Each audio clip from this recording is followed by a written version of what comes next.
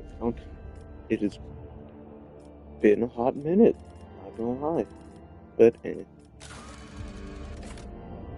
football, Thor, vision, I go to the wrongest. Anything else other than at the top, no more skin. I'm all guards stranded. Fucking. Yeah, I still don't know where the fuck the rest of them. I think I just need one more gene call.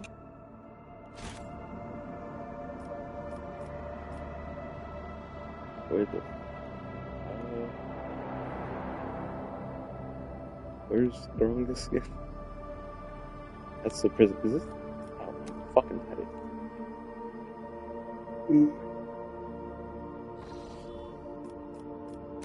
Let's go. I really don't remember what left off. It's been a minute, like I said. So, do I have anything to upgrade other than using complacency for efficiency?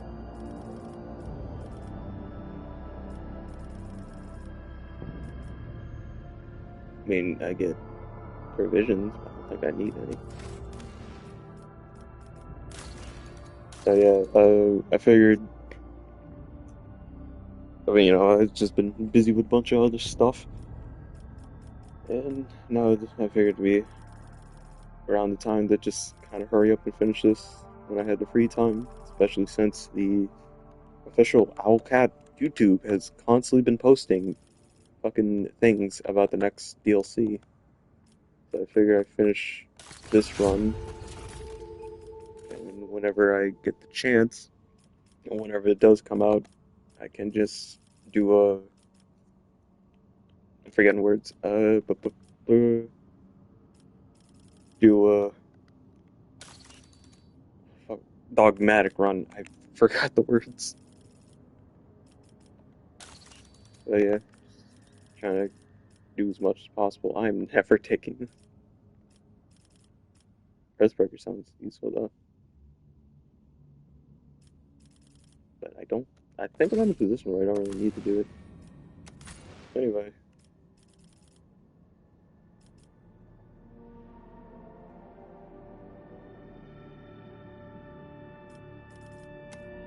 guess he just come. Yeah, okay.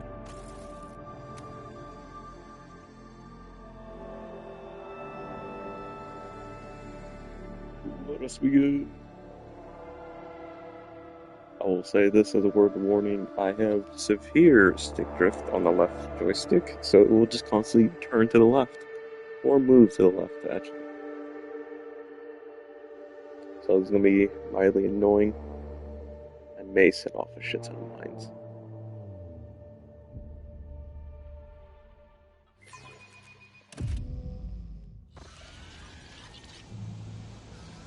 Oh yay, murder. Ladies and gentlemen, please stand aside. No need to crowd around the governor. Deathstream will take care of everything. I read that. It's ridiculous, such a thing happening right in the Rogue Trader's palace.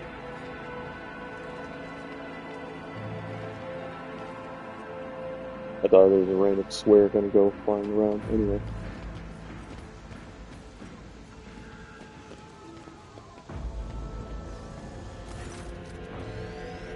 You're confronted by the sight of dead bodies at the entrance to the palace. The corpses have been hauled into a pile. Some are dressed in uniforms of palace wardens, while others are arrayed in the clothing typical of Durangus nobility. On seeing you, the younger enforcer stands at attention, swallows noisily, his voice trembles as he says, "Your lordship, we are honored by your presence. What is this mess?" "You see, your lordship, those people wanted to attack." The warden clears his throat. Second lieutenant of the palace guard, Elam Wet, reporting. "Shortly before you arrived, we averted an assassination attempt on the rogue trader. The palace soldiers detected intruders and engaged them in combat." And then the assailants observations. There are rare high-functioning server specimens present among the expired units. Such specimens are traditionally bestowed upon nobility houses that are most loyal to the sacred fellowship of the Adeptus Mechanicus. Augmatic, augmatics of the augments of the deceased do differ from the implants ordinary people wear.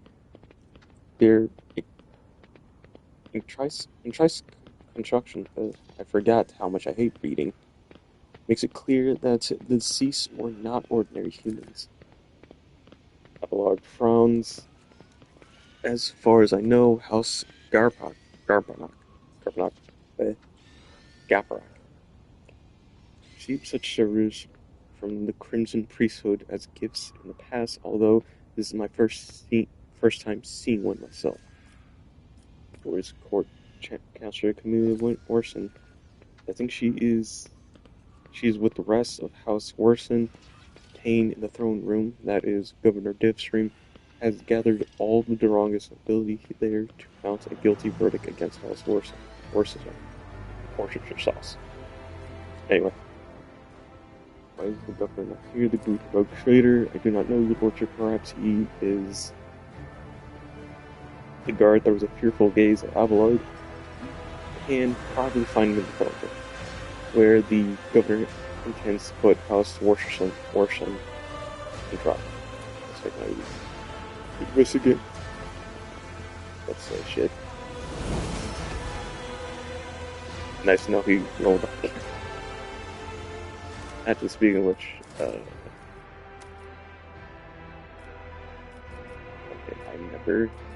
I rarely use them, but they're good.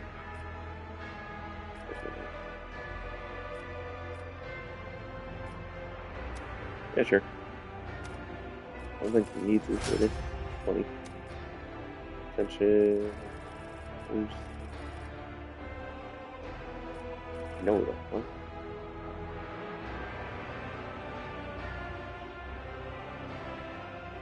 Okay, I need to get that. I should really start reading half these things when I'm not streaming.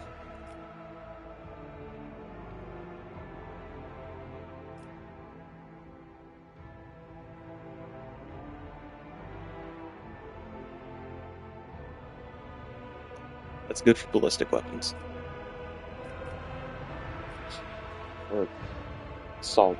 Is it solid projectile weapons? I forget what they're called. Okay, there it is. Reactor, laser.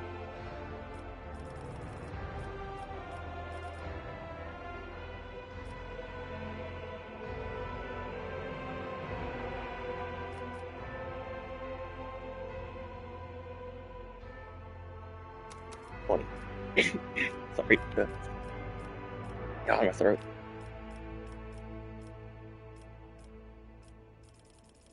I'll say this. I was playing Risk of Rain earlier today. Well, actually, it was a run that was spanning 2 days because False Sun is annoying, mainly because to get one of his abilities, you have to essentially get nothing but health items. And it went on, I think if I remember right, the run was nearing 200 minutes. However, I managed to get the red item that just prints out random items every time you kill.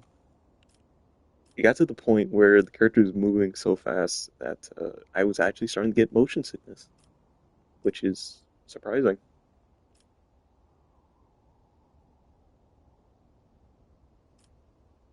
Hmm. So yeah, that was mildly fun. I had to start taking breaks in between, like 5 minutes, and just look at something else. It's mildly annoying, but I don't think I get them. Fuck.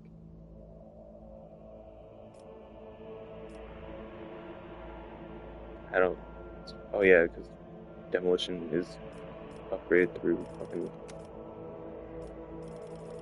uh athletics. No, agility. I still find it weird. Vanguard, actually, yeah.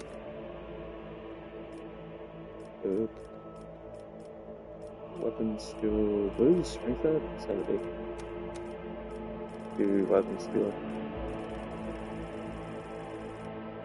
Do even more.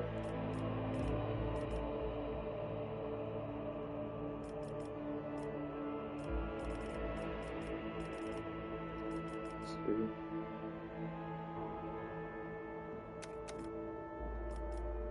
Force strike.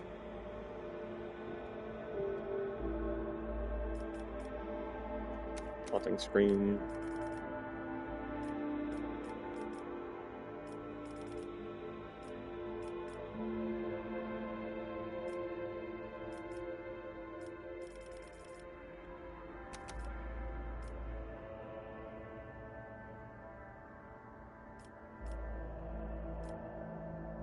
Hmm.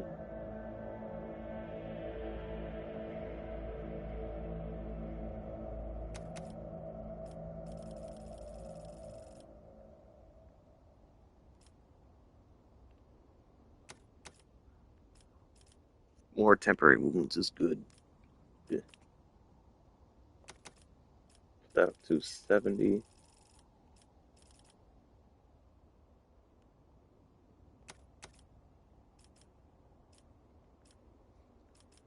Provocation.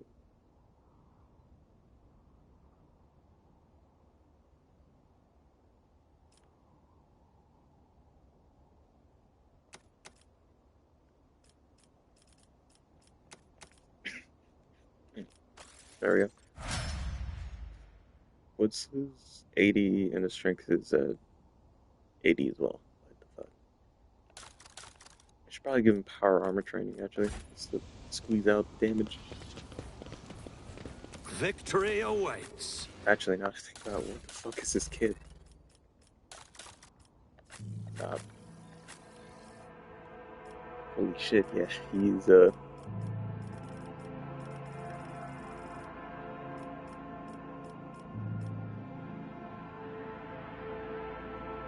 attacks. Ooh. 80 defense. That's weirdly good.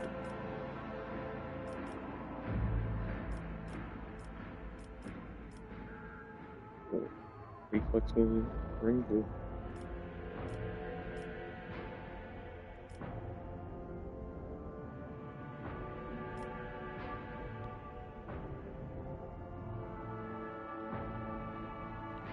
You know, I was at 40. Was that even? Were you better on? I forgot her name. The sister. Were you better on the sister? I don't remember her name. It's been a minute. Seal of Death. Painted. Eh.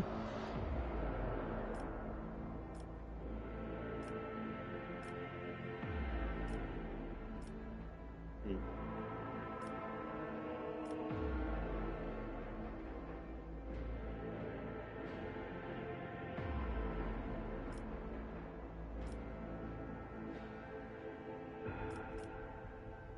Maybe. Oh, I'm just looking through. I'm also looking through the amount of shit I have. Sure.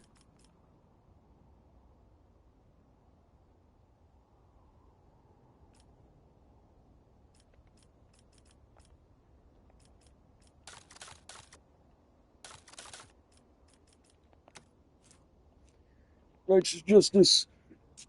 Which it's not going to do that much good on you. Tearing Vengeance.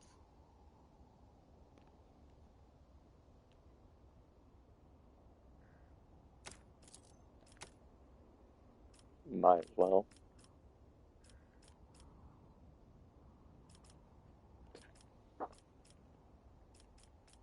Hmm.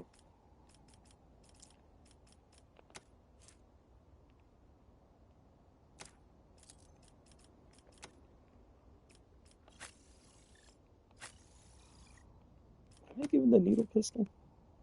Oh yeah, that's why.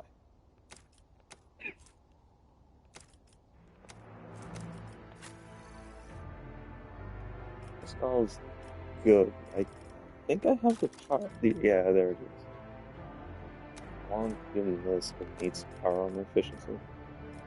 Proficiency, I mean.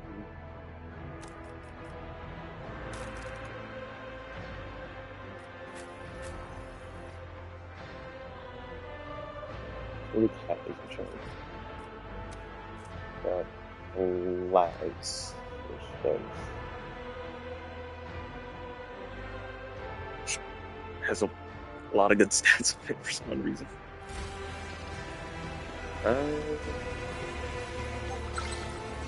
It's about time. As I said, thank you.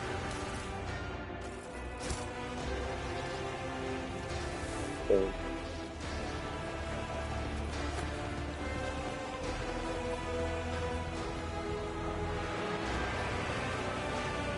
oh, okay, there's a lot of shit I did not need here. Not bad.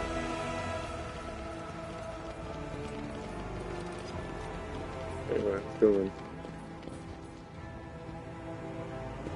Okay, then. 15 people talked to me and they all disappeared simultaneously.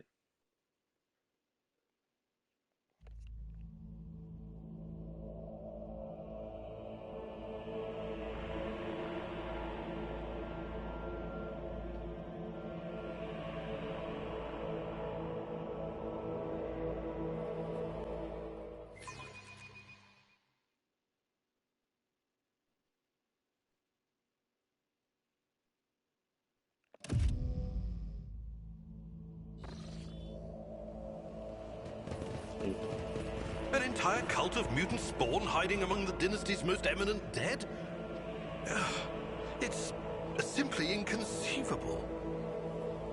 If I were you, I would be less concerned about the desecration and more concerned about where else they might be hiding. I know is right about that. I'll lay claim to the stars. Oh, you do. Nothing spreads locked down.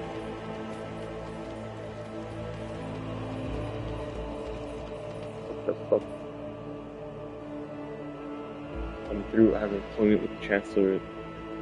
Tongue-tie worse than my child. My apologies, my lord, but you cannot go any further. Governor Deathstring's orders.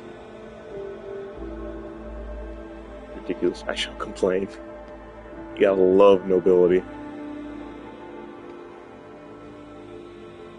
Oh, his lordship, the rogue trader through. I only beg your pardon, your lordship. I still find it weird. Everyone's just canonically British or Scottish or some weird mixture of them.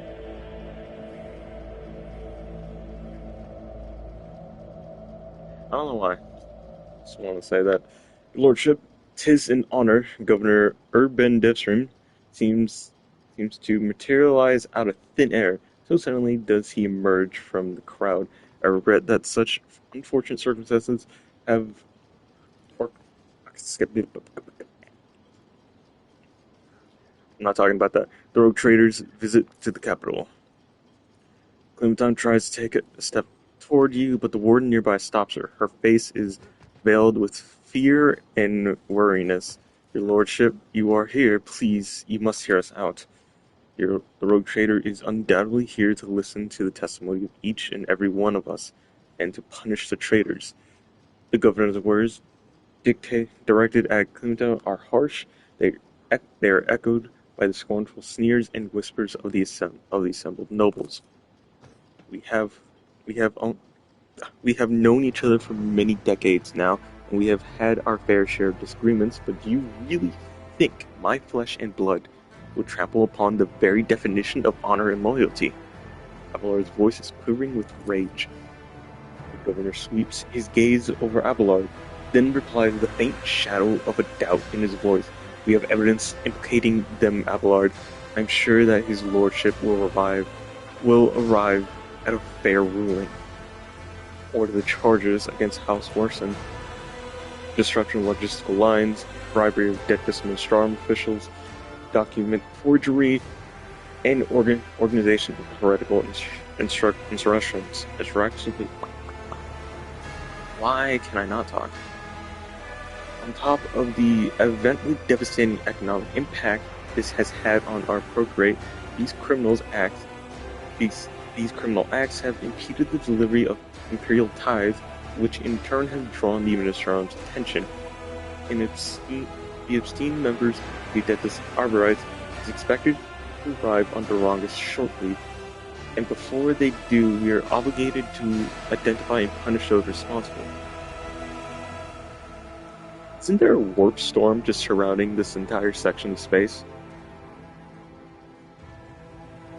If I remember right, the Kronos Expanse is just covered, or just locked in a fucking warp storm. Okay. I don't know, I just find it weird that, oh yes, the taxmen are coming because we didn't pay our taxes on time. Okay, which is weird since we're in a warp storm. So we're kind of locked off from any official help. Lordship House Worston denies all charges laid against it. Oh, fuck, sorry. Linta glances at the governor with defiance. These last few months have indeed been trying for Drongus, but we have done our best to remedy the situation. My family's every effort was focused on establishing the capital's logistic and economy. So much of that we failed to notice the web of intrigue unfolding behind our backs. What happened on Durangus in my absence? When we caught wind of rumors of your disappearance, we patiently waited news of your return, but Durangus was struck by a series of several events. The first was sabotage logistics that hampered shipments, then mass unrest spread across the entire planet, and the minor nobility houses began squabbling among themselves, trying to pin the blame on their rivals. We took great pains to calm them down and managed to squash the revolt, though not without some outside help, unfortunately. These events have also been overshadowed by the, I'm ashamed to even say it aloud in front of you, your lordship, the rumor circulating among the higher houses. The governor stampers and takes a deep breath. So we're calling for Theodore's true heir to be installed as head of your house, Conrad Voigtberg. Okay, not all of your subjects have forgotten his past efforts for the benefits of the trade procreate. Desrin stops talking, watching you with a tense expression. When the investigation was launched, the evidence led us to the Worcestersons. I'm pretty sure you remember the last time someone talked shit about me and Conrad. Anywho, why are the dead bodies at the entrance of the palace? Your lordship, I humbly beg your pardon? Deathstream bows once again, trying to placate. You see, right before your arrival, the palace guard discovered the plot to assassinate you. Unfortunately, the malefactors were disposed of before they could cause you any harm. You aren't accusing one of Duranga's leading noble houses for treason without airtight evidence, are you? Of course, I have evidence, your lordship. The investigation was established that members of the Worston family, which is responsible for both Duranga's fleet and its logistics, used their contacts and influence to forge a host of documents in order to undermine the planet's supply routes and economy, thus fomenting unrest among the inhabitants. Allow me to introduce my son, Cornelius. I have to say, Cornelius is just by far the dumbest name. You took, like, congratulations, you took the word corn and just put Elias at the end.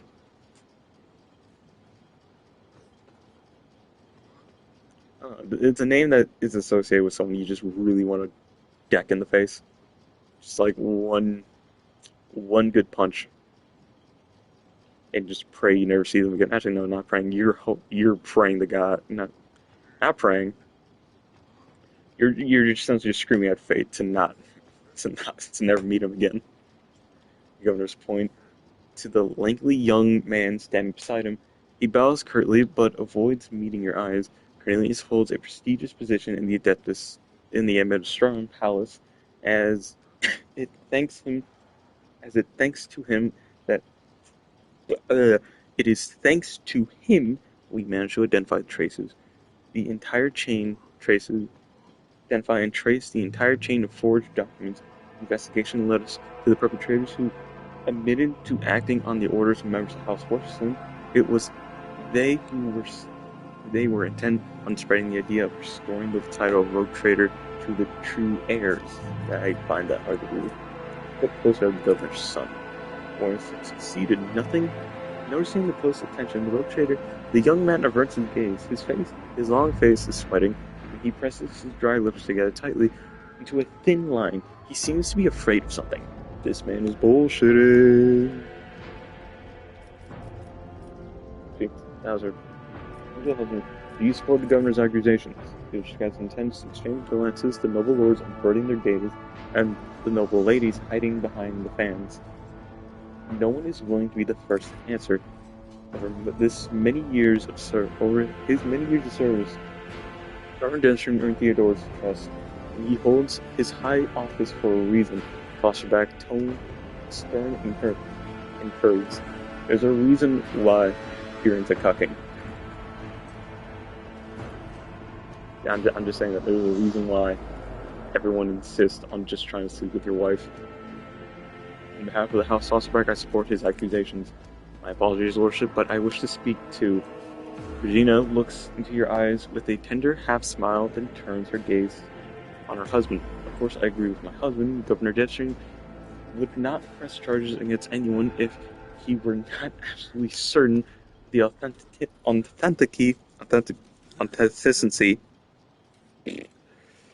of the evidence he had unearthed. I think anyone here would agree that anyone who ever doubts the authority of the true rogue trader would be persecuted. I am sure, your lordship, that you will eradicate the scourge of heresy from your domain. Regina bows to you deferentially, while maintaining eye contact with you.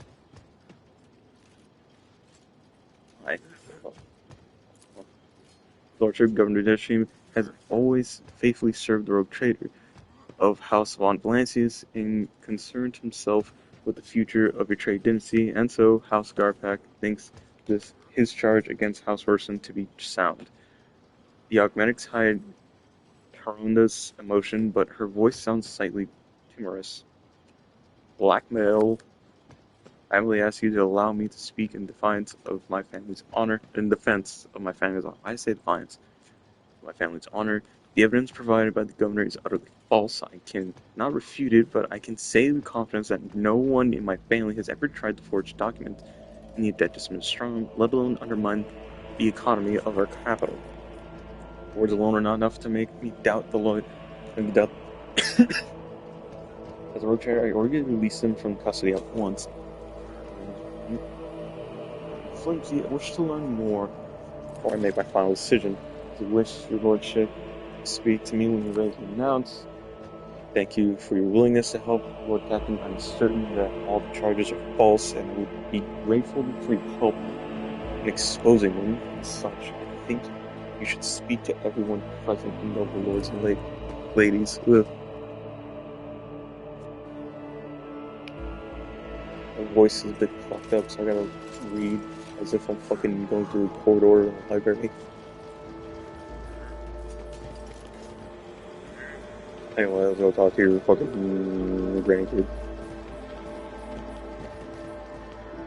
You're not gonna talk? Okay. As you draw closer, the warden steps aside, bowing respectfully, allowing you to approach the Worson's family. Clementine, I'm just saying Clementine, fucking. Tired and slightly disheveled, is the first to bow her head to you in deference. Several men and women behind her follow suit. Your lordship, the woman stampers as if lost for words. Accept my most humble apologies for failing to greet you properly, and my thanks for agreeing to speak to me before making your final decision. The charges brought by the governor are severe, but I can only assure you of this. and swear on my own honor we are not guilty of the crimes of House Warson being accused of. Clementa, Intasar creeps into Abelard's voice, belaying his stern facade. You were acting head of this family. You were supposed to take care of each and every family member, and now you are being accused of treason and collusion against the rogue traitor, and the entire family is facing death. How could you let this happen? Are you truly guilty? Be honest. I will not tolerate lies. And so if you know that a member of our family is guilty of the crimes you were being accused of, Abelard, it is your family too, you know. The woman's words burn with defiance. My apologies, I should not lose my composure. No, members of House Worcester is no member of House Worcester is involved in conspiracy against his lordship. Honor and loyalty are not something we take lightly, and we know whom we serve. Donor Clancy Force doctrines in North Strong.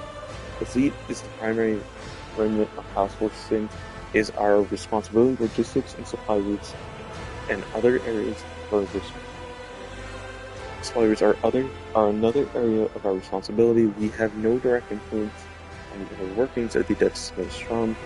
The first large-scale deliveries were cancelled after quantities of food were miscalculated by clerics in Strom. Then we were faced with incorrect weather data and a merge fuel budget. It was clear that the cause of these problems was the calculation performed Strong in one way or another, but no matter how many times we asked, we can never obtain any clarification on the matter. I found this letter on the body of the clerics who planned the attack. What can you tell me about it? While Clear reads the letter, the person behind her read it over her shoulder. Your lordship, let us be frank, it would be foolish of me to try and orchestrate something like this, knowing how many wardens are patrolling our palace. We would not have let myself or anyone in my family get involved in such a scheme. Packets with high-functioning servers, one that looked closer to ordinary humans. Do you know anything about them? Is that so? Amita crosses her arms, furrows her brow, deep in thought. I've encountered servers that were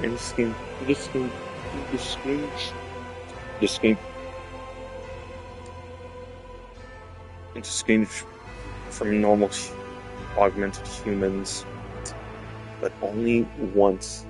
They were accompanying several members of House Gaprak. I can't say it. I don't know why. I remember saying it before. I can't say it. Indistinguishable. You're not guilty. Who stands to gain from framing anyone, really? Clemenza replies with a bitter laugh. The other houses consider us unworthy of our position, and many would jump at the chance to get rid of us and gain control over what once was our domain. The planet's fleet and logistics, at the very least.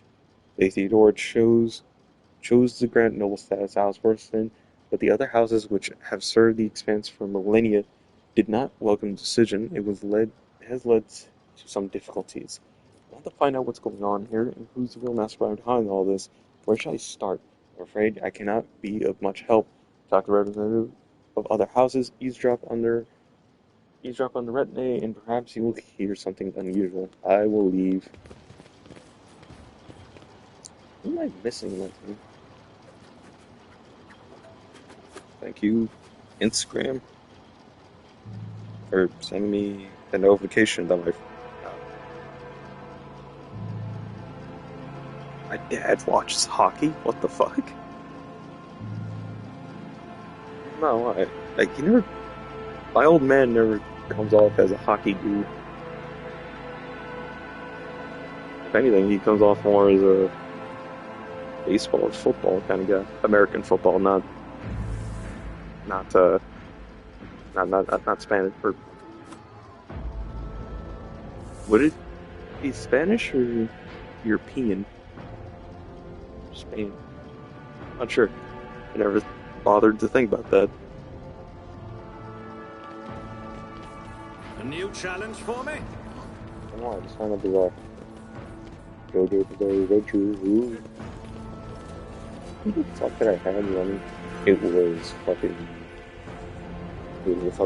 space wolf. Got where the fuck they're chasing?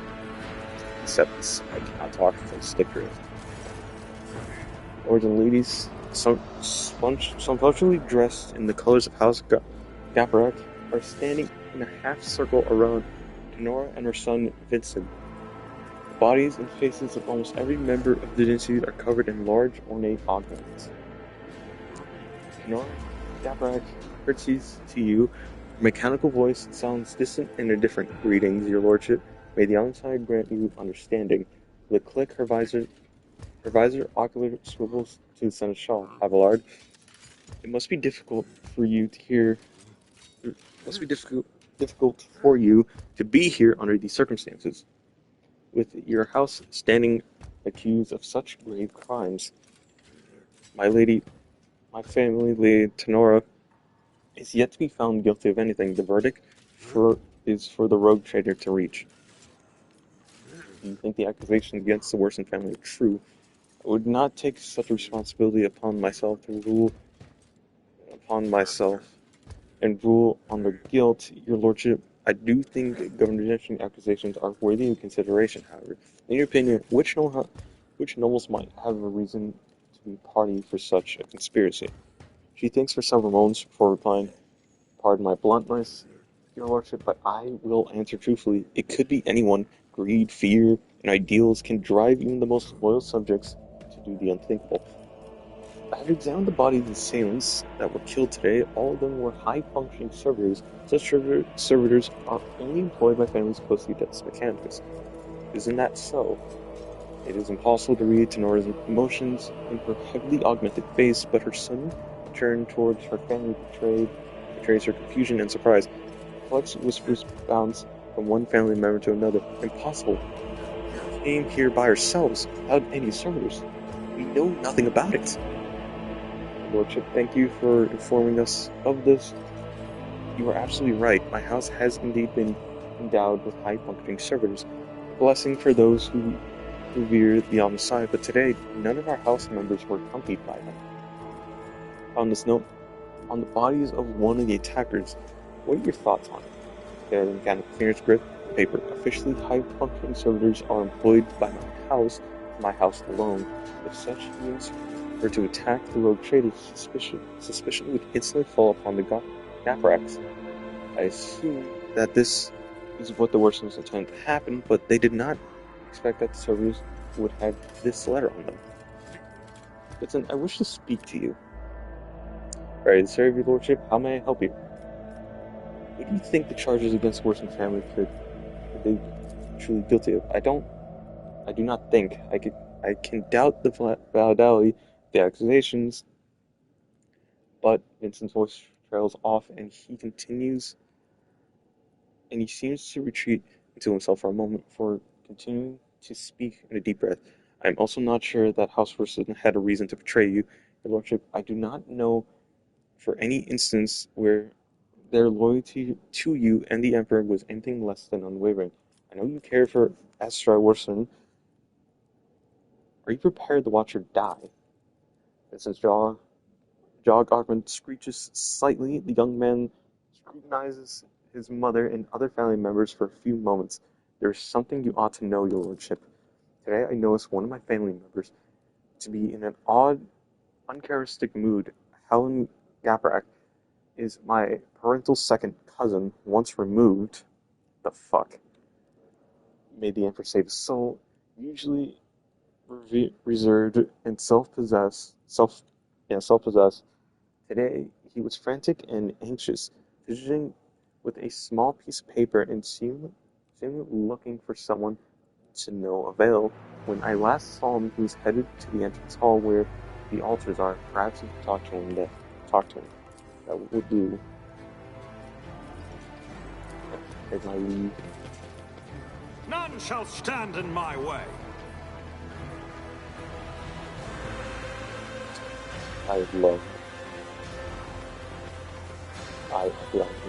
There you are, you fucking bastard.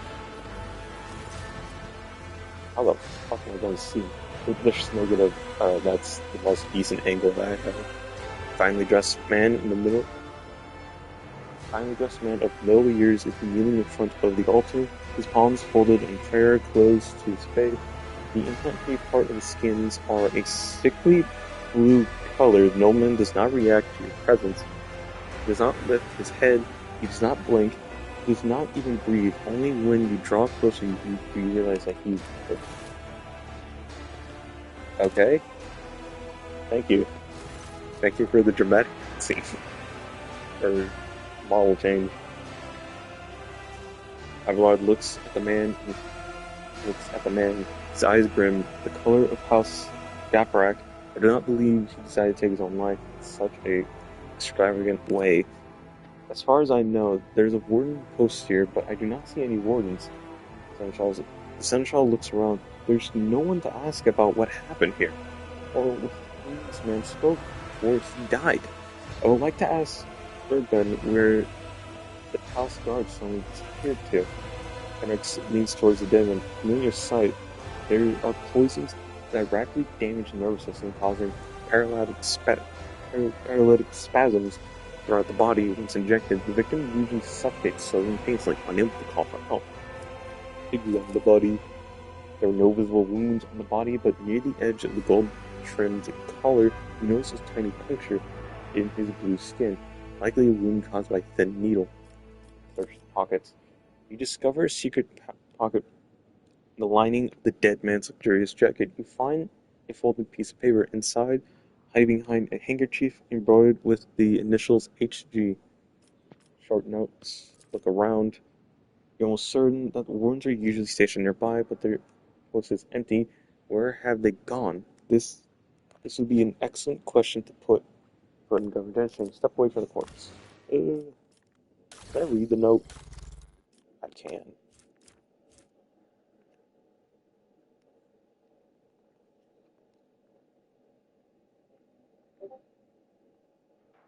Okay. Alright, make sure that the rogue trader is attacked by someone loyal. It should appear as if it was staged to let the Worson's family escape. This is the last assignment. Soon your debt will be paid off in full. Victory awaits!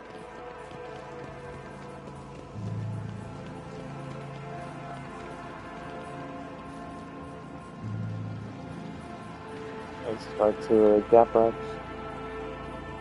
Not you. Okay. Yeah.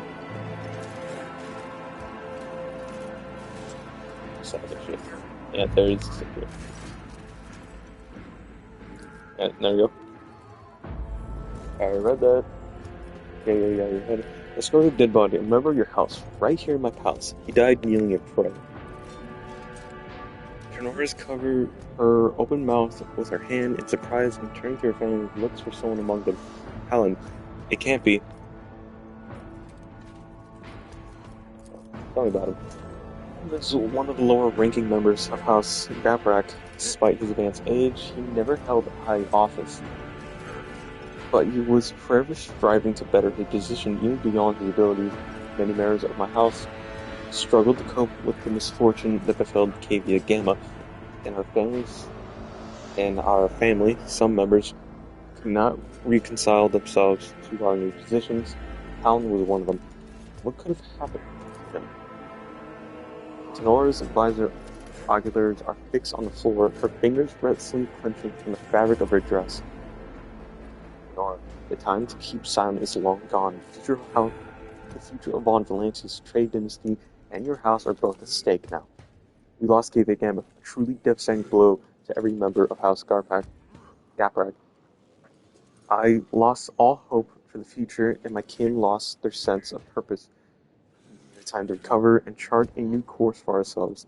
We were and still are more than capable of doing that, but I will not deny it. The other houses have offered us their assistance for their own self-serving ends. Perhaps Helen decided to take them up on one of their offers behind my back.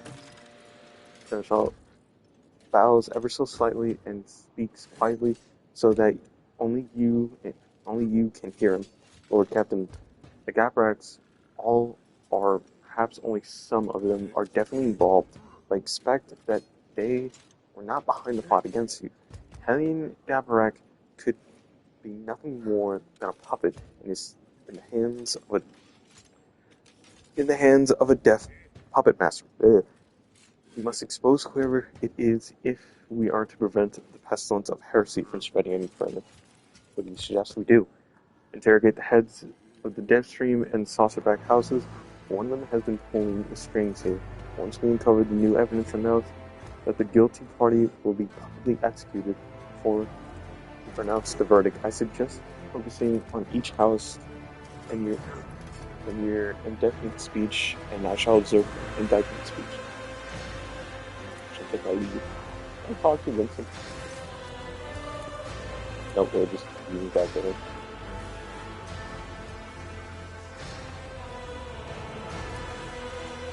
So anyone else like a factor? Two. Prescribe. There you go. Alright, take something else. Sorry.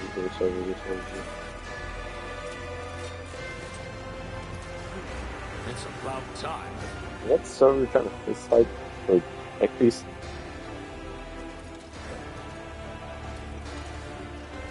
Oh, that one's getting sentence.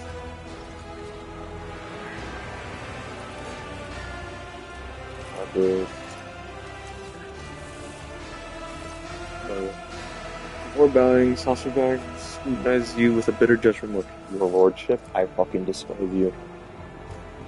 Hagtag Saucerback, looking like a younger copy of his father, stands at a slight distance, close to his mother. An expensive yet undiscerning dress serves to highlight the dazzling beauty of Marcus's wife, Regina Saucerback. Saucerback stares at Yale and with flickers across his face. If you got a problem, fucking say it. Your lordship, I'm delighted that you chose to dress as for your attention. He drops into a curtsy while looking intently into your eyes. Do you believe the Versterns are guilty? Certainly. Saucerback replies without hesitation.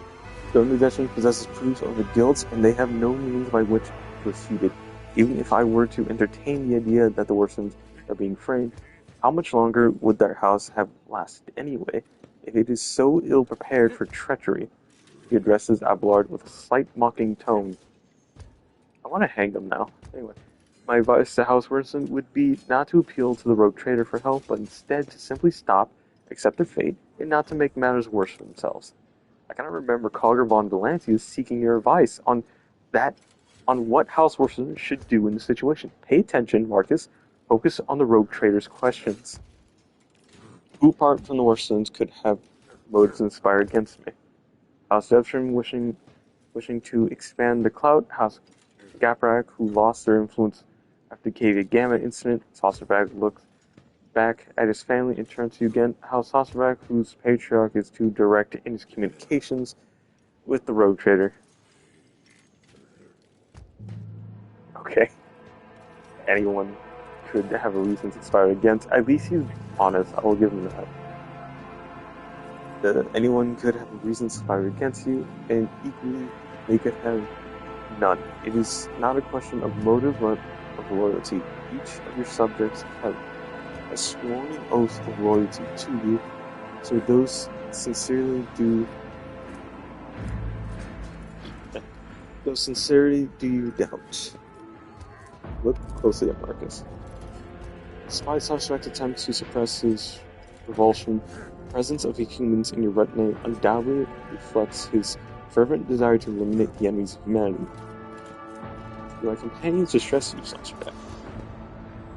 Saucerback's face turns red, his furious gaze trained upon you.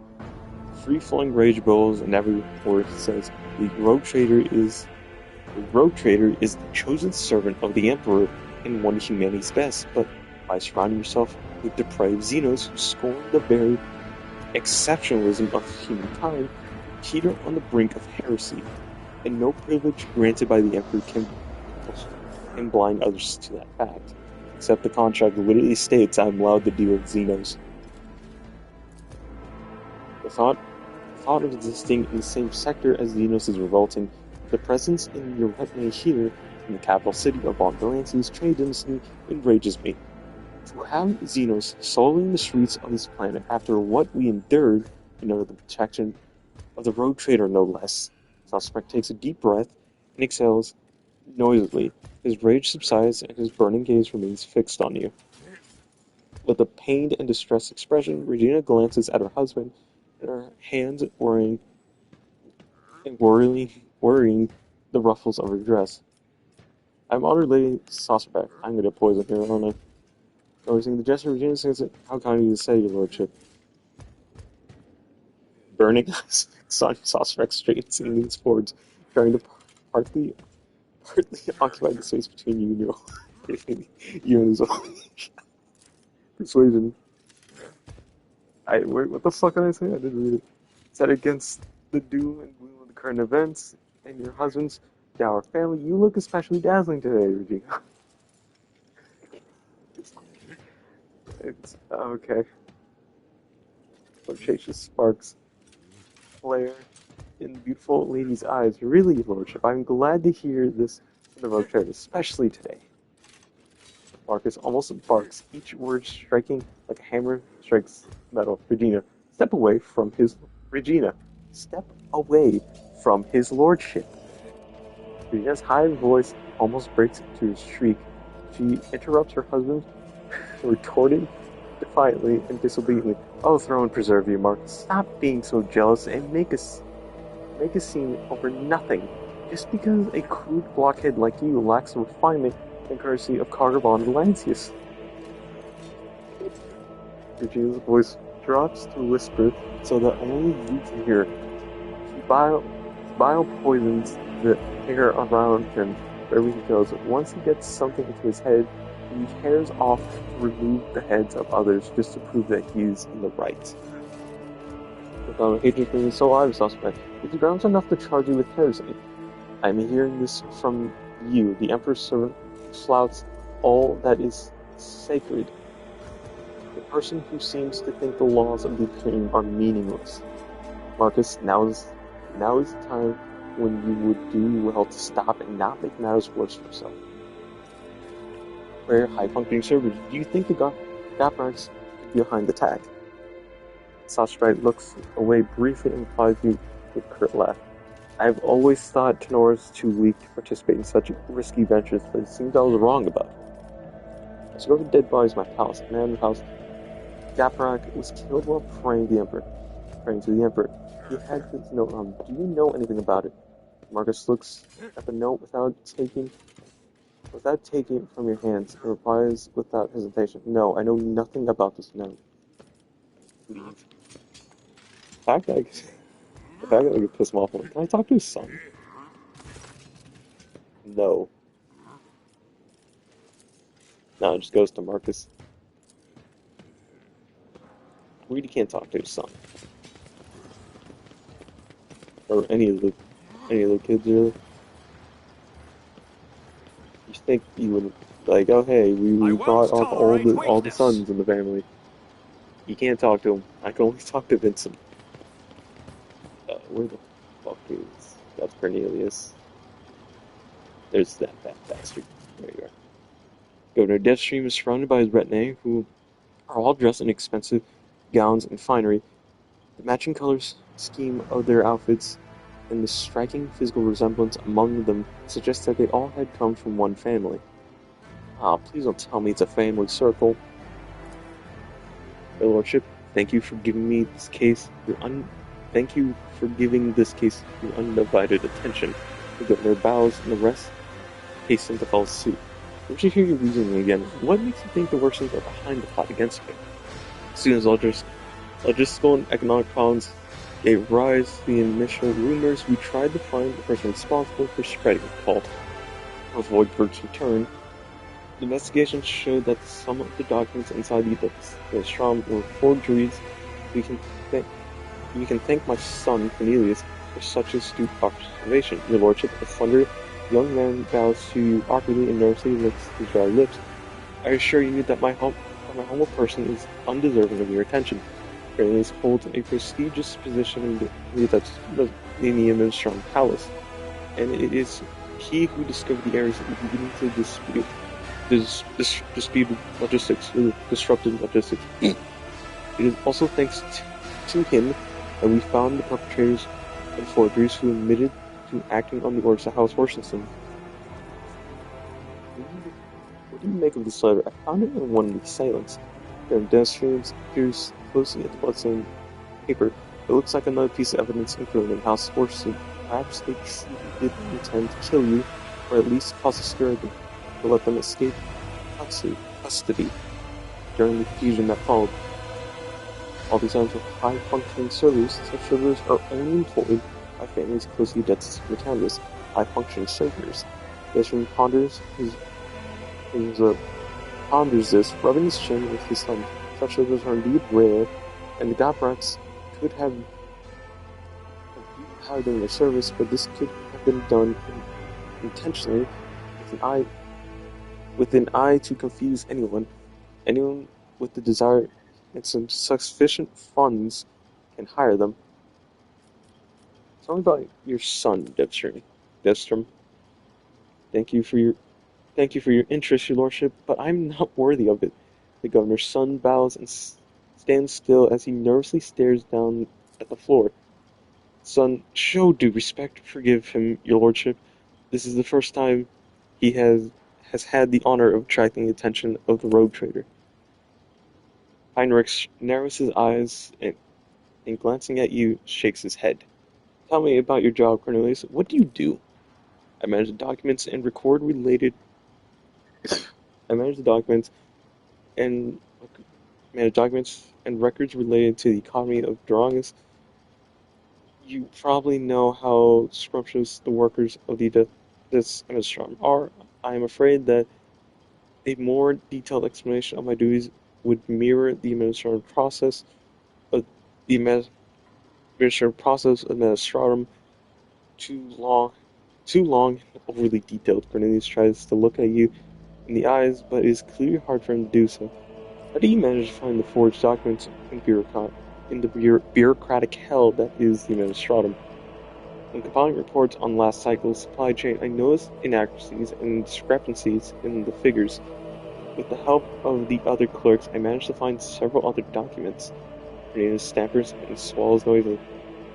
Comprehensive data analysis has shown that the discrepancies were caused by intentional tampering with the data, thus leading to some logistical problems that were practically unsolvable. Father and I have managed to single out the administrative clerks responsible for tampering with the data. Following a heated interrogation, they confessed that they were following the orders of someone from House Worston. Everything was supposed to look as though they were the ones suffering losses from logistical and economic problems. As Hospital have actually been their debts in return, there is no conceivable way they could do this in a place where they do not hold any power. Before replying, the governor's son nervously adjusts his expensive frock coat. I think the right amount of money can open any doors. What is the true reason for your nervousness? The young man's pupils suddenly dilate, stands at attention, and replies to you in one breath. This is the first time I've spoken face to face with the rogue trader. I'm afraid of saying anything wrong or forgetting something important. The governor closely watches the son. His tone changes, now sounding strict and curt. Do you wish to tell the Lord Captain anything else? Place your hand on your weapon. We're speaking to the rogue trader, and my patience is running out. You see the flash of terror in Cornelius' eyes as he stares at your hand on your weapon. He speaks quietly and confusedly without raising his head. Forgive me, your lordship. I can't do it anymore. This lie has gone too far, and I can no longer control it. Truth is that all the logistical problems were caused by a single error in the numbers. My mistake. What? Urban looks genuinely shocked and enraged. When I discovered my mistake, it was almost impossible to restore the supply lines. Then I was approached by someone who said they were friend. They did not give me their name. I never saw their face.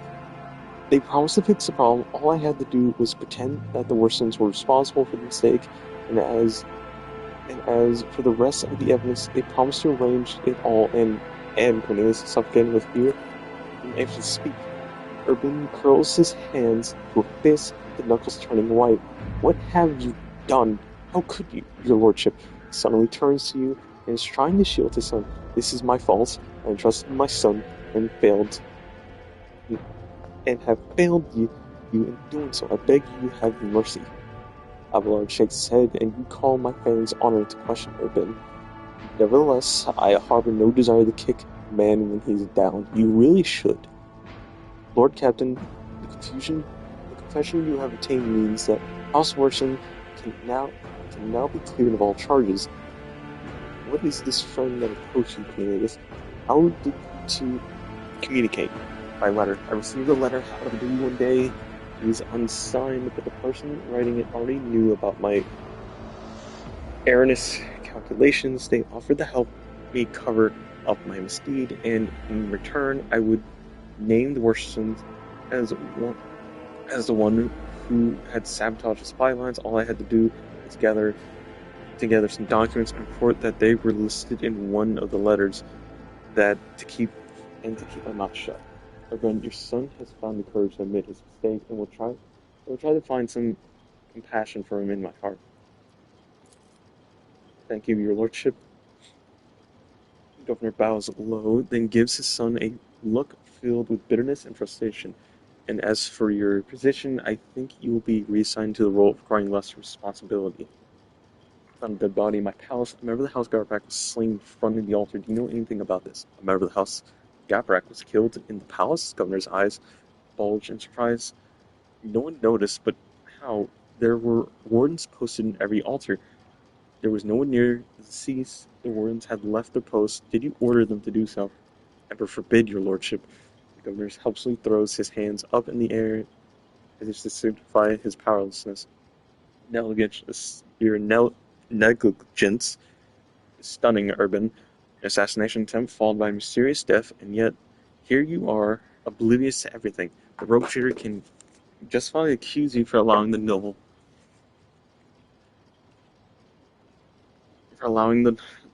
to be killed in a place and of failing even to notice it.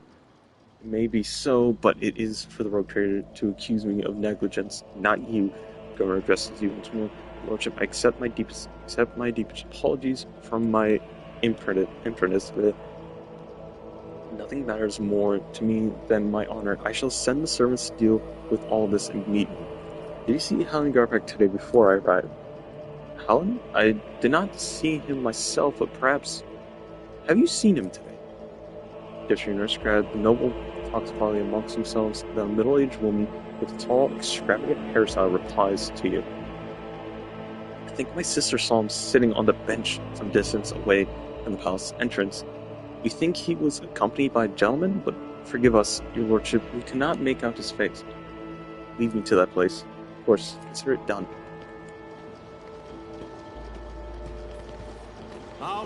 Again, I'm reading like a dipshit because then my fucking throat hurts. There's just a group of people there.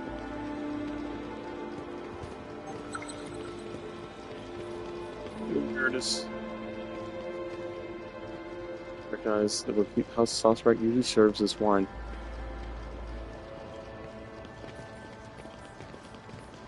Okay, let's go finish talking to Dipster. I shall return later, because that is just going to cause me problems. What's over here? All servants? They're all servants. I talk to them. Can I talk to the servants?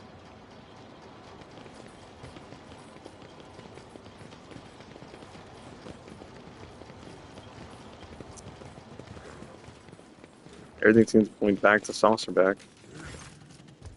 Can I talk to him about the wine? No. A new challenge for me. Motherfucker. Can I talk to her?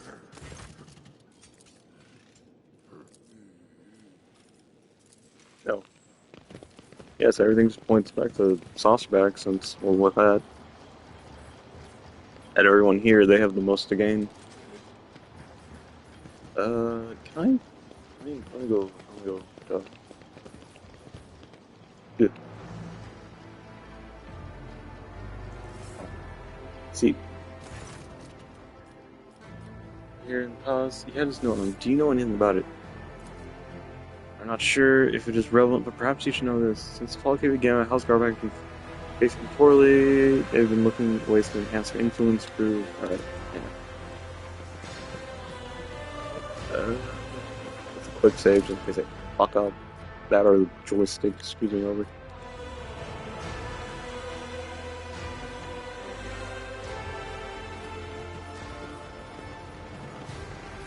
Victory awaits! So, let's start the trial. I think I've exhausted all the dialogue. I was brought by Governor District, the fabricated house person had nothing to do with the orchestration of the riots or the plot targeting road trade. However, the real perpetrators are here in this very room. Seneschal nods to you as if urging you to continue, then shift his piercing gaze to the crowd for you. Third entry, you have exhibited an inexcusable negligence by failing to question the possible involvement of any other family besides the Worshling. We have discovered that the attempt on my life was orchestrated by the member of House Garback. The governor closed his eyes, fear of shame getting the better of him. Some face in the crowd look confusion and surprise. You can see more glaring expressions of self-satisfied contempt. Lord looks at the governor, you, and slowly shakes his head and says, "No, it's not that you're pulling strings. By your son." Governor closes his eyes, fear. Okay.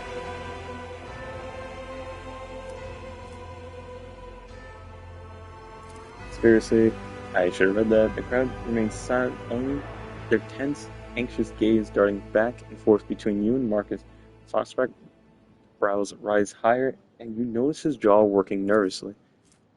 Abelard narrows his eyes and scrutinizes Marcus Saucerback and his retinue. Standing behind him, for a second his sharp eye seems to have caught something. Has caught sight of something, only to lose track of it the next moment. That's when its side tells you it could be Saucerback, but is he really the one behind this? I know that House Garpak offered Saucerback offered help to the Garpaks and I suspect that you're all responsible for his death as well. Saucerback furrows his brows and slightly cocks his head. He averts his gaze for the first time as if trying to remember or make sense of something. You notice some restless move behind him. Our Lord narrows his eyes and scrutinizes Marcus Saucerback and his retinue. It's the same thing. Looks at you and nods and says, "The puppeteer has given themselves away." Conspiracy against the rogue chair. I find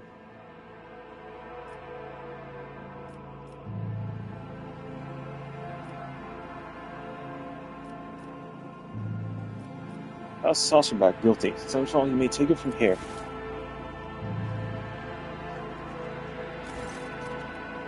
Abelard steps forward and stares into the House Saucerback's patriarch. Marcus, I must admit, I've always admired your bluntness, but just as I once had to say goodbye to a promotion because of my dislike for intrigue, you and your family might soon say goodbye to your head. Tell me now, in your blunt fashion, are you the loyal house of Von Valantius? I am loyal, Worshison. Abelard studies Saucerback and suddenly nods. You're not lying, but someone else is. Someone who's poised to destroy both you and your family for her own gain. Marcus does not have time to respond. Udina, who's standing beside him, raises her arm as if to slap elderly Worshison. Abelard deftly catches her wrist, stopping her hand right in front of his face. Her dainty hand is adorned with a massive augmetic ring, topped with a thin spike dripping with venom. That is not a slap. That is a whole ass knife. Sosrak shifts his confused gaze. Sosrak shifts his confused gaze from his wife to Abelard, then back again. The stiff arrogance has vanished, and his posture. Regina, you, mother. On realizing that what has happened, Hector recoils from his mother. Marcus, your bluntness makes you an open book when I talk about helping the Garpax. You had no idea that I was referring to your wife on the other. You had no idea what I was referring to. Your wife, on the other hand, her eyes started shifting like you would not believe.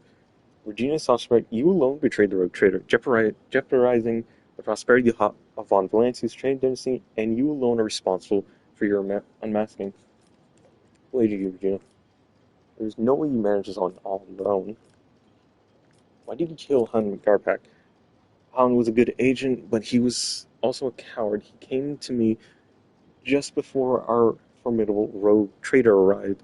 He was ready to confess everything. I suggested he plead for the Emperor's forgiveness first, and I did grant him mercy. And he did grant him mercy, did he not? He aided you. There's no way you managed this on your own. Oh, of course I didn't. I had too many helpers to list them. But rest assured, there are plenty of them. Just as there are plenty of people who follow Master Voigtford. My death will not change anything. The rogue trader, a true rogue trader will come and take his rightful place when the time is right. And why would you do this? Like spike on a ring, Regina's words are dripping with poison rage, because Durangus is serving an imposter. True error incorporate bears a different name than Conrad appeared when Conrad appeared on Durangus, paid me a visit, and opened my eyes to the truth to the situation. Theodora was killed by the one whom she had unwaringly taken under her wing. Marcus is too minded to even consider opposing the rogue trader, and even in illegitimate form. So I had to wait for a moment. In disappearance, the Lord Captain could not have come at better time. It was quite simple. Trigger chain events on Durangus so that the people remembered Master Voigtford's services. It would seem that many of your subjects do not actually consider you a worthy successor. Why the worst sins? Because when stripped of the Seneschal's protection, the house is the weakest one on all Durangus. They are also particularly disliked by the governor's family. It would have been easy to bury Morrison under the accusation of heresy. I thought there could have been something. I'm not fucking saying that. Fuck that. Finish it. Abelard turns his gaze to you. Does the rogue trader condemn only the rotten apple or the entire barrel? Our family is foul blood and wiped them out. I'm not killing the whole family. I despise them, but I'm not concerning the entire noble line that is loyal to me just because of one traitor. In that case, Regina's suspect shall be subject to intense interrogation followed by execution.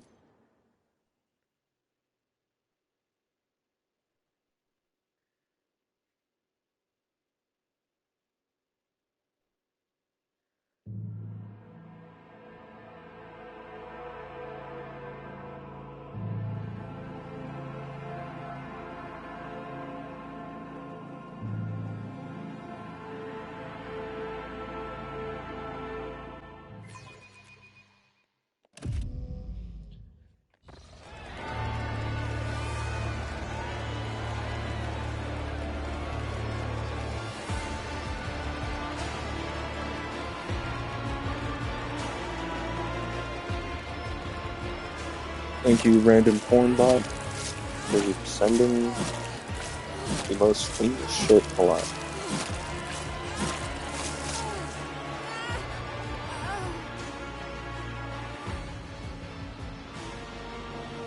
I've been reading for a straight hour. What the fuck?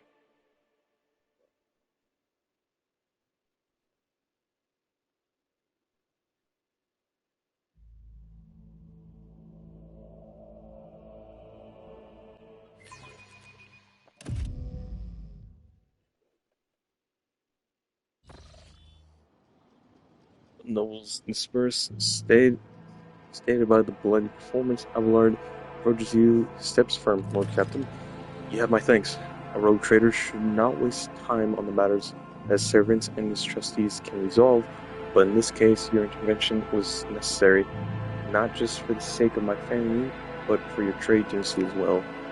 Regina Sosabek, evidently Conrad's accomplice, continued to plot against your procreate. I fear we cannot hear the last of such scandals.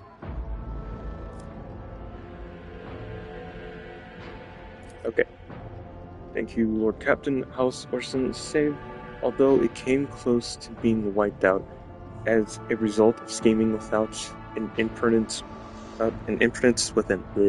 I will pause for a moment, staring off into the distance. Sometimes I think about how much I could teach them. I could ensure that they survived in the future without me. What are you going to do now? You're very much prepared. Abelard nods. That is true. They need to be prepared for it. And I want to believe that they will be able to take care of themselves. I need time to reflect upon what happened and the role I played in it. I think I will be ready to resume this conversation later when we are back on board the ship. Okay. I got a ring out of it. I have a feeling that I'll like it.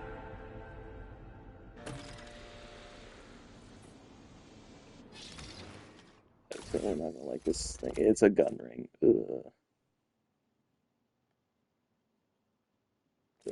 Gun rings just fucking suck.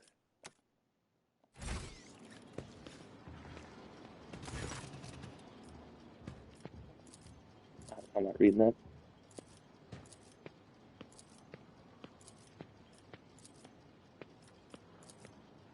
I'm just gonna go through the dialogue.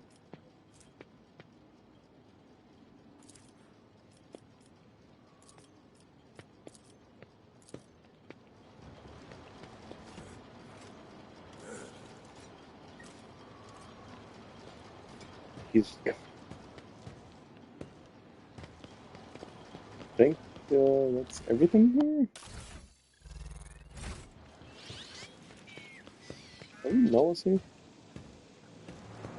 Please. I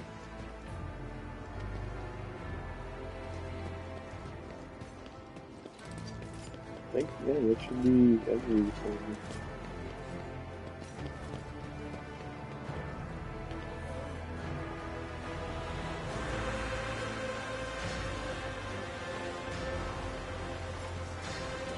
Let's go.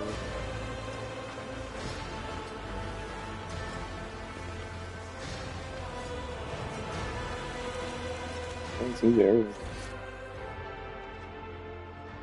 Oh, I don't know who's good for that. I can open the door.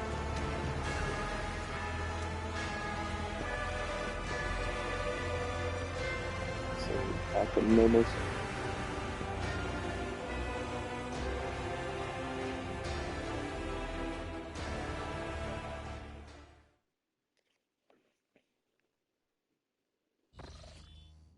I love reading a straight out.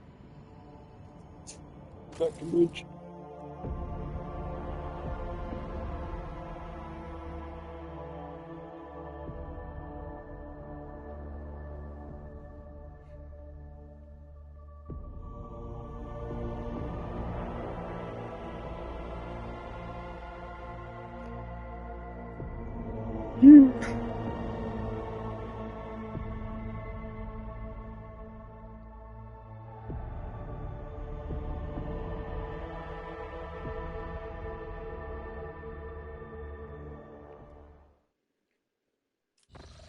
There we go.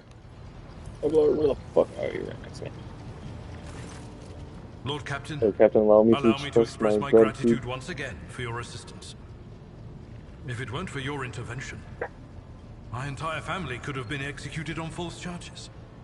I could have lost them all.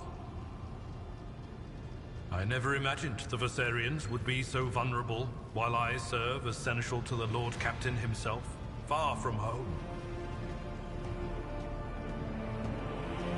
Yeah. To tell you the truth, Lord Captain, this whole situation has got me thinking. As Patriarch of the Versarian family, I have a responsibility to my bloodline. Yes, it is my duty to serve as seneschal to the rogue trader, and I have no intention of relinquishing that role, if you find my service as satisfactory as did Lady Theodora. However, if I could be more involved in my family's affairs, and still serve the von Valancius dynasty.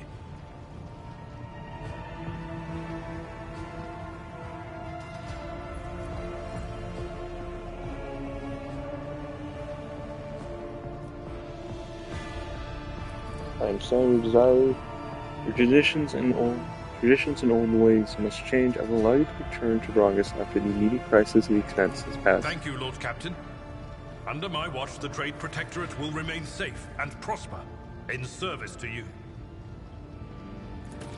Well then, Lord Captain, it is time I return to my duties.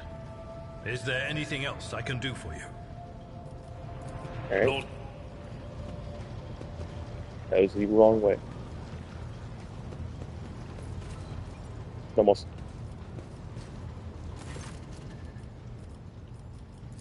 Do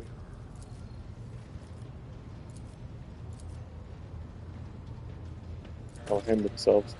For a moment, there is silence broken only by the moans of the huge machine, and then the cyber gargoyle begins to speak. And with it, the other servers chosen by Nomos. We have analyzed the data with which you stated us, and we have recreated the sequence of events. First, there was Epitaph. It is a world. It is merely a container, for something we cannot name and cannot understand. Theodora and the ship have been in that place. Something was lifted up from the world, a gift.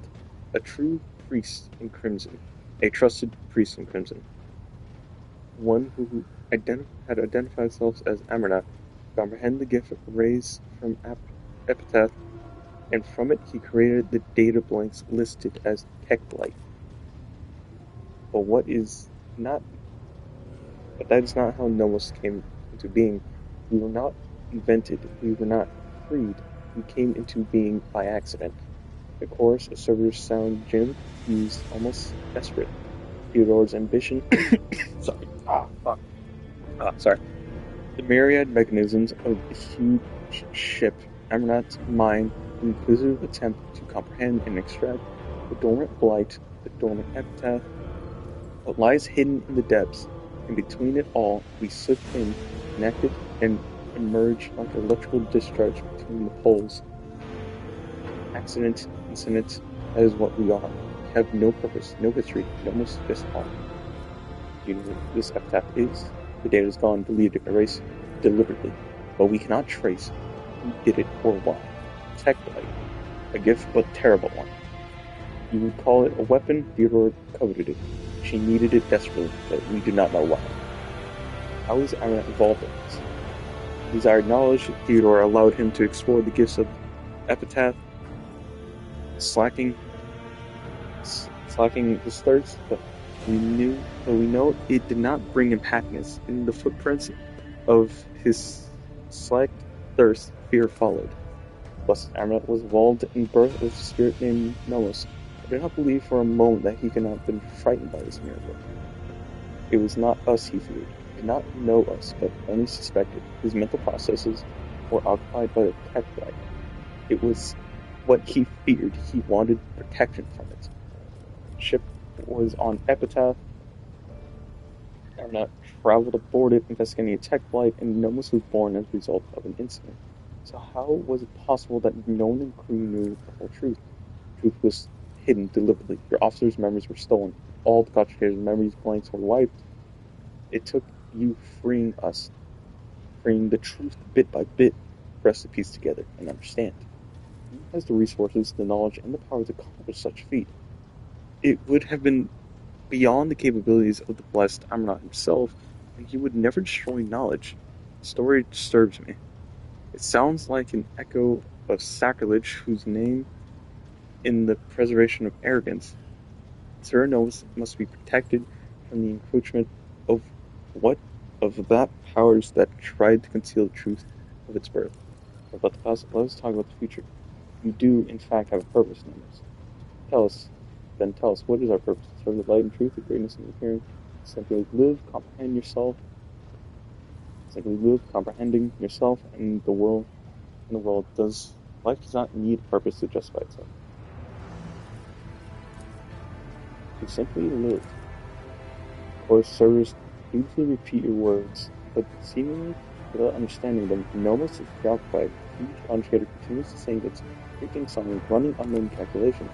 Thus be the spirit of the great path, and a great future lies before it, and we must assist it on its own. Way.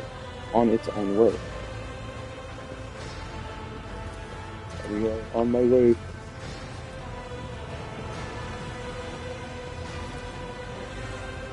Sorry. I've got these with his fucking adopted brother. The Omnissiah knows all. Oh. Robo's still fucking sketchy, Zaha. Take heed, Nemo. Our blessed Domin honors us with a visit. The one who delivered this ark from the curse of your existence. Okay, she's still keeping the goddamn spell. Why is he there? Ilantak? I refuse to discuss this with a monkey. We are but traveling companions who happen to be... Okay.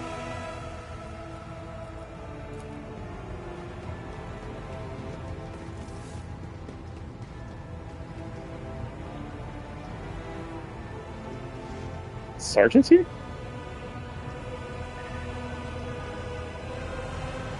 Okay, the fucking sergeant's just casual here.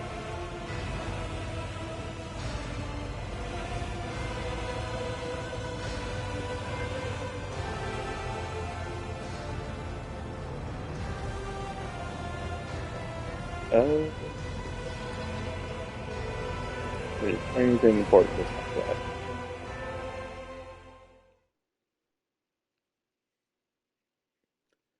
My fucking eyes.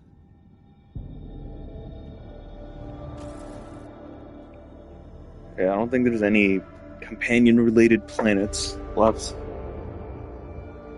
So now it's on to the main story and the bullshit that happened on the side. The door, rat hunting. I'll go to the football last. Gotta use the D-pad. Where the fuck is... Yeah, there.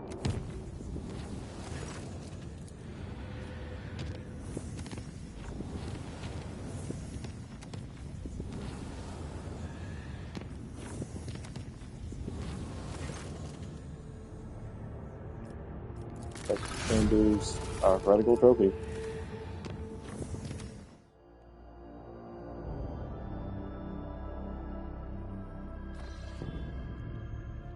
Permission to speak, Lord Captain. The Augur crew has registered activity in the orbit of Quisa Tema, one of the worlds of the Winterscale dynasty. According to the reports, the Emperor's vow, the flagship of rogue trader Kalagos Winterscale, is positioned over the southern hemisphere. Biggest reports suddenly interrupted by Idra's anxious voice. Lord Captain, this is it. Right here. We're so very close. Quiet whispers. They won't stop. They keep buzzing in both my ears. They keep buzzing in both my ears. That my little door is somewhere on this world. Alright, calm down. I need to take care of Winchfield Collection. That little door in my visions. The one I told you about, remember? Nothing major, just my last hope for salvation. I gained 0 experience. Just like...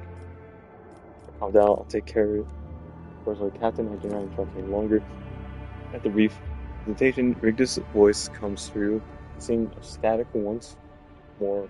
Allow me to repeat, Lord Captain, the Emperor's vow, the flagship of the rogue trader Winterscale, has been detected in the orbit of Quasar Temper, one of the Winterscale worlds. What are your orders? Do I have to report? No, of course not.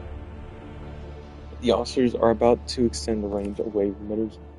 In a minor turn of the Cronus, the Vox Master reports again, Lord Captain, the data has been updated. Quetzal Temper's largest continent suffered from a moderate xenoplanetary invasion. We also discovered wreckage of several Adari vessels in the Territory systems. Another vessel crashed into the world, causing minor seismic activity. One shuttle dynasty are patrolling the space directly above the crash site. I presume the Xeno hunt is in full swing. The hunter has already caught the scent of its prey. Throne, take me. Beg your forgiveness, Lord Captain. The Emperor's vow has detected the empowered imaginations of our augurs and is requesting permission to initiate Vox transfer. What will you have us do? Oh, the Emperor's vow. It will be done. The Emperor's vow sends its greetings to the glorious ruler of Von Valencia's dynasty. This is Erbert Abdiaf? What the fuck name is that? His Lordship Caligos Winchescal Vox Master, who has the honor of speaking on behalf of his lord today. The booming voice fills the air, startling a few officers on the bridge. However, you feel that Erbert Abdiaf's ostensibly confident tone is meant to hide his concern. Not even the void of the confidence can hide your anxiety. I'm just calling it daft. That's it. Now speak. By the gold of the throne and the scions of Von Valancius are shrewd to a man.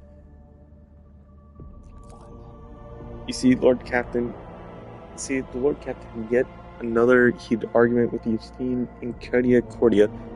Cordia. I can't fucking say their names. And had a very good reason for his displeasure. I dare not discuss his lordship's affair, but I have divulged that he set out to protect Genesee's rifle Demis from the invasion of profane Xenos. That is how we arrived here in Quetzal Temar. There is no better hunting ground when you need to pull off your head. I believe the Lord Captain said we easily crushed the pathetic mockery of the fleet that was laying siege to the unfortunate world. Of course, most of the Xenos fled, but we did reduce a few of their ships to chum for the Void Beast. Adari fleet, that means there were many more Kudarak survivors than I dared hope. A secondary Vox channel transmit heard its voice laden with desperation. Alta, I must go to this planet to find them, to try to save them. I hope you find your kin. It breathes out almost inaudible, and her shoulders relax. I'm grateful to you, Alta. What a shame, we're saying I'd miss all the fun. Something tells me the story does not end here. Your Lordship, one of the Eldari ships crashed on Quetzal Temar, so the Lord Captain chose to send and finish off the elusive prey, but he has not been able to find his way out of the local woods for over 30 days now, and this concerns me greatly. Anticipating the next question, Your Lordship, no, I'm confident the Lord Captain is still alive. His body and spirit do not break easily. Besides, he is accompanied by Wharton the Grey, who would sell his soul if that would help the Lord Captain out of harm's way. May wisdom protect his children. We must halt the frenzy of your stellar rival on top, or else, by Aetius' tears, the subjects will not escape retribution. While Vatican's Congress to seek peaceful resolutions to conflict, hurry up on time before there's nothing left. If you cannot find your master over the course of 30 days, things are not so simple. Your Lordship, Lord Captain, last contacted me from the landing point currently right under the Val's belly. We lost about a dozen shuttles and several hundred scouts in the first days of the search, all of whom went down to Quetzal Temar and never came back. Our shuttles are relentlessly sweeping airspace where our people perished.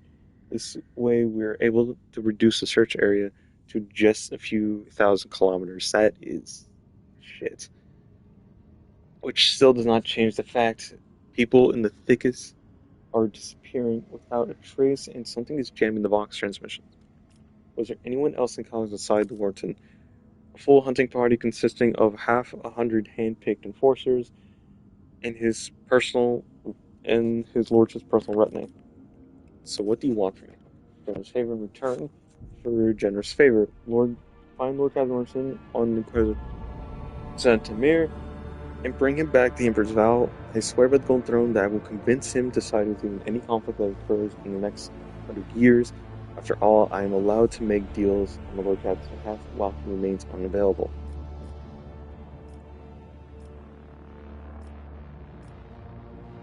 You want two Rogue Traders to go, let's say? Very well. Any more allies like them to scale. The Lordship I bow for your courage in behalf of the dynasty. The day of transfer decree has been signed. My crew will send you a land coordinates, and the God or Emperor's grace shine upon you for many years to come. So I read like a dipshit half time. Oh, it's the bunker that I just go bomb the fuck out of.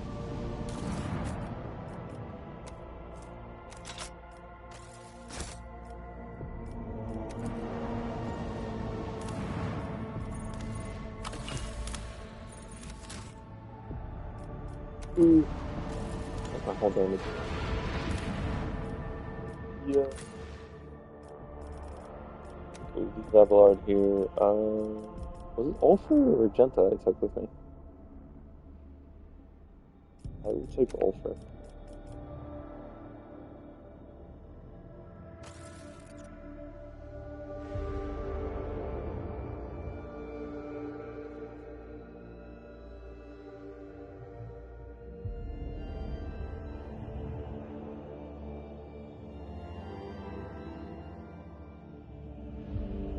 Five.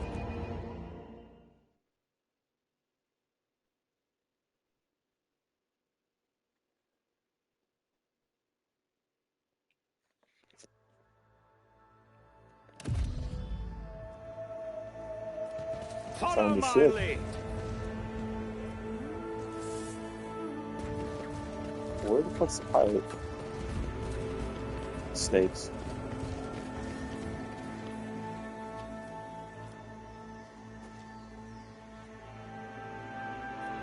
Alpha 2. Perhaps.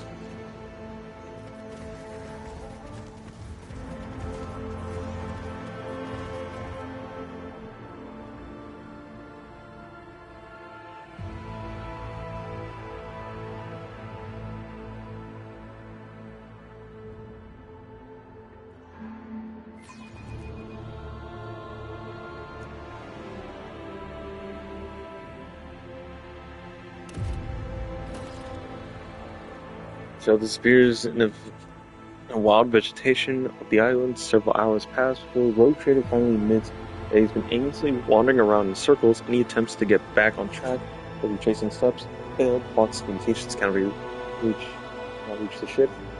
Now it's become clear how Cadwardson still got lost in his own world. Damn.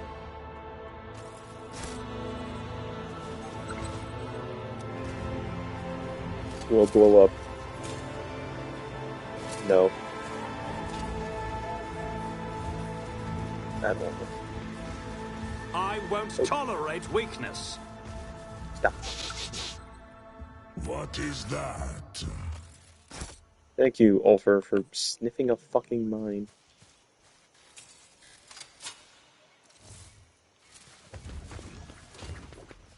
Let's go here.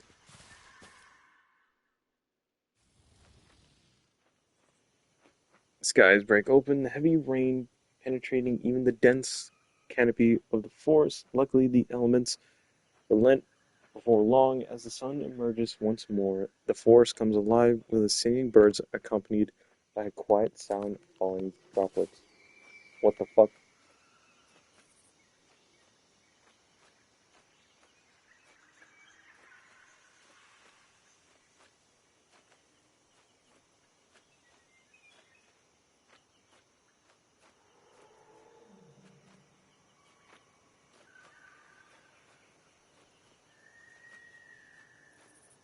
Tried to read that? My bad.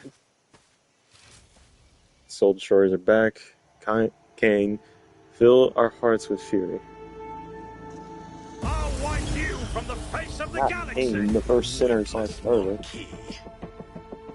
Is Castle the fucking ambush?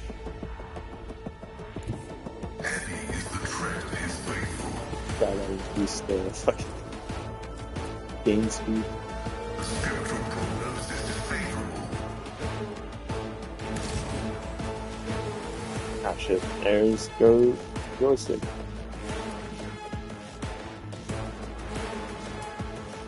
Stop. Detail. Rotate, please.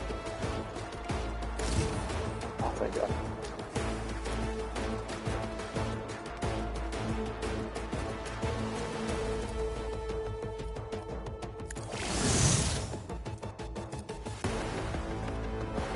The Omnissiah knows all, comprehends all. Okay then. Reduce the damage.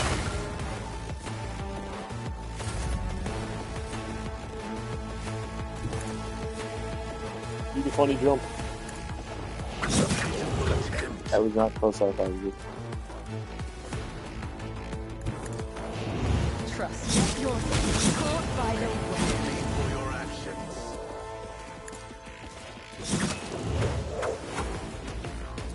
As it There we go.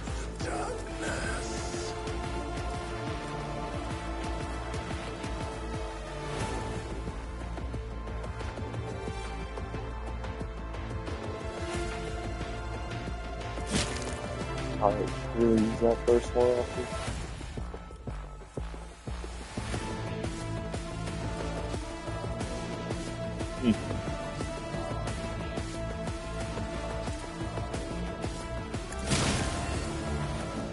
Murderize my health. the shadows will see it done.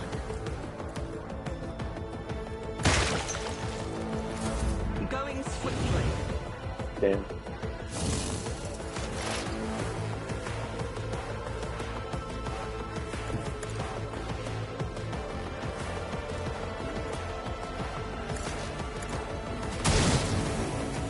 I don't know why it's just moving like that though. Thank you, joystick.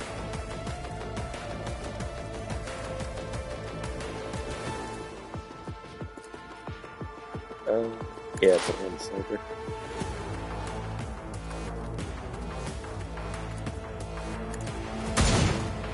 It fucking missed at 95.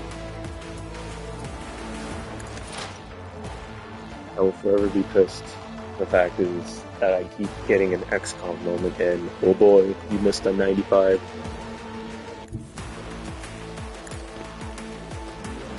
Really pissing me off. Please stop. There we go. Like,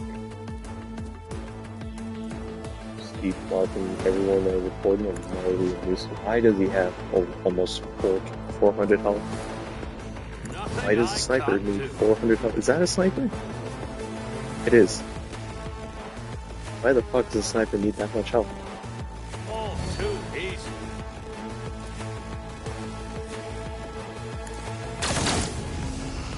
Almost.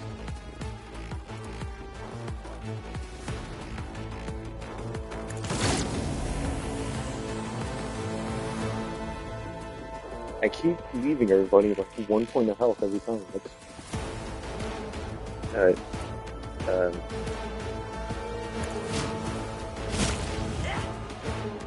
Neither fear nor hesitation. Guides my hand. She got shot. Ends here.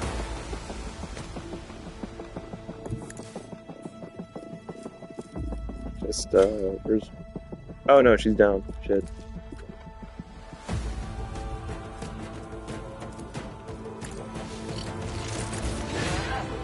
I'm fucking mad about that. There we go. Heal my wounds.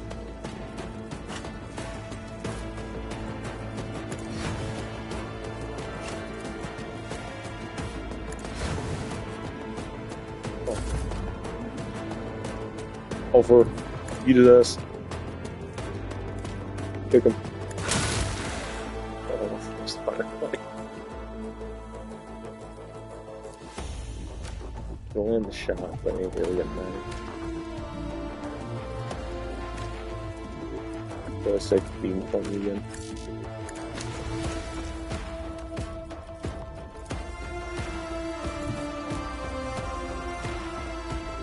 Okay, not sure why the description's popping up. Dead. Do that. It's a flamethrower, huh? Yeah. You don't have a rifle or a bolt critic. You had. Okay! Eldari snipers are bullshit. Got it. Because God forbid it's any other sniper, an Eldari one will just fuck you up. Please, stop doing that.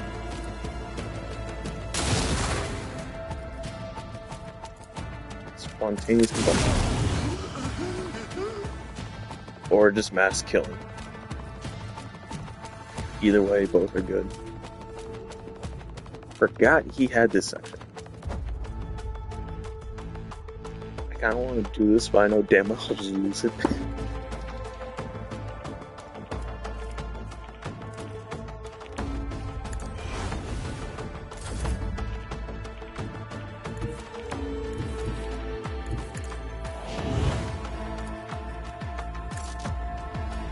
What do you mean unavailable? He's right here.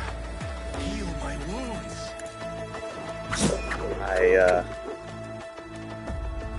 don't want to talk about it.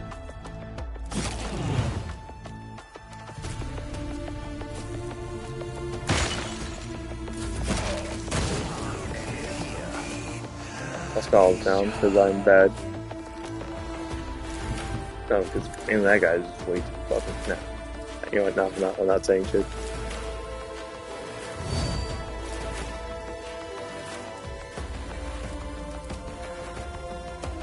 If I'm gonna wait, no.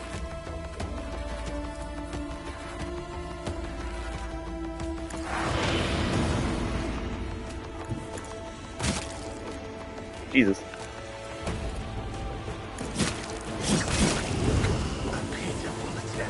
One dead. There is only death, yours or mine. Okay. Alright. Oh, there's still the. Oh, there's one all the way over here. Can't move anymore, so no reason to push it. I could fuel it too. That's purchasing. Alas, no. Melee characters, absolutely fucking broken. All for beat his ass.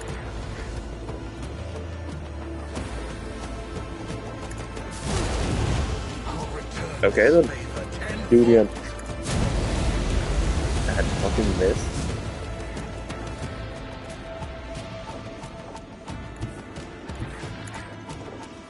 Kick him all down. A pitiful attempt. Burn him.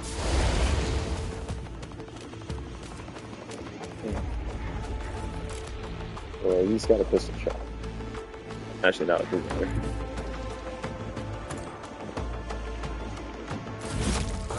Failed the craft. There we go. Does she still have the medkits? Now that I think about it. I don't think she does. I gave her all the skin patches, so she technically does. Now, what the fuck made a Guardian long rifle? No, they're all using the same gun, they just... I just suck. None shall stand in my way. Thanks so. For... Some more Guardian long rifles.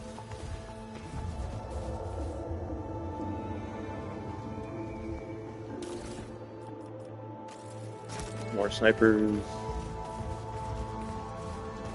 Stop. Thank you. Armor. Whisper and be heard. Okay, that was just weird.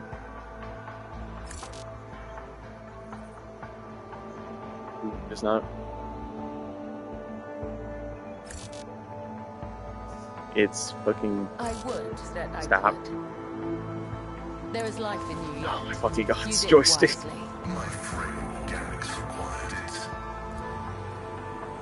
Thank you. Thank you. Now where were we?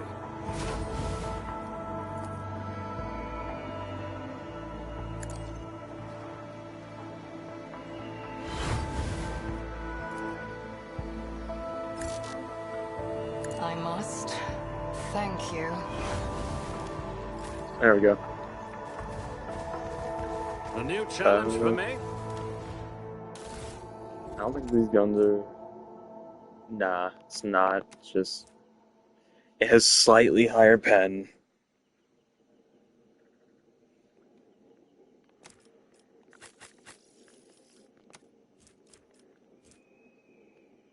These are effectively the same gun.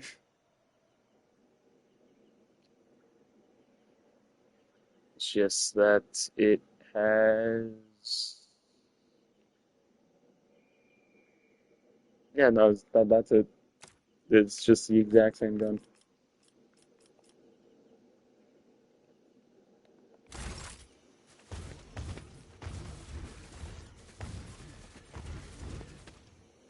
Deeper I shall go.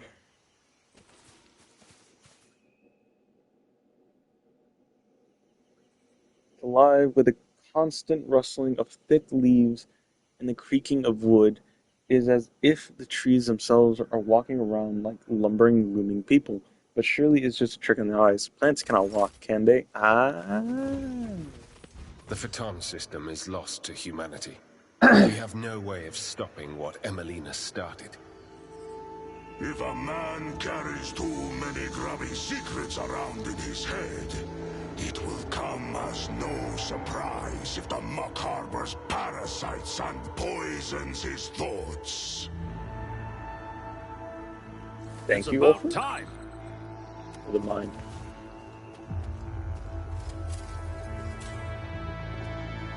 Okay.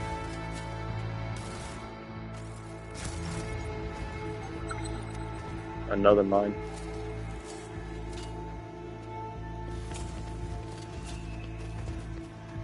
I do love an active battlefield.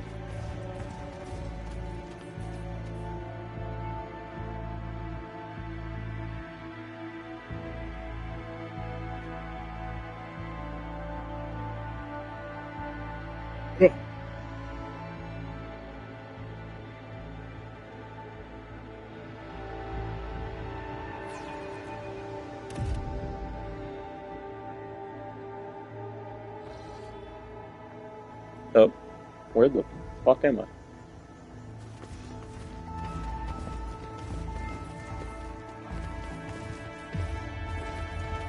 Okay.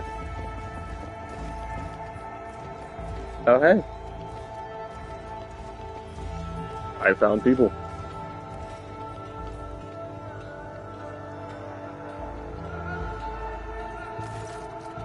A group of lean young people surround you, shooting anxious glances between you and the gray-haired elder who has stepped forward. Unlike the rest, her skin is completely free of decoration, save for the two-headed eagle brand on her wrinkled forehead. Speak with gods, foresaw our meeting, Starborn. The woman's accent grates on the ears. Her words sound like a fusion of High Gothic and the most vulgar tongue of the rabble. What? Welcome to the hearts of the forest, where it leads ahead, and her tribe have dwelt ever since the rule of Queza Temper himself. This ruler has ordered her tribe to prepare a feast and warm shelter for our starborn guests. Please make yourselves at home. The elders shift her gaze at Ulfric, great spirit of the eagle god. We are glad to see you. This ruler will have the joints of your iron skin anointed with oil of dire oak acorns so that they can never corrode.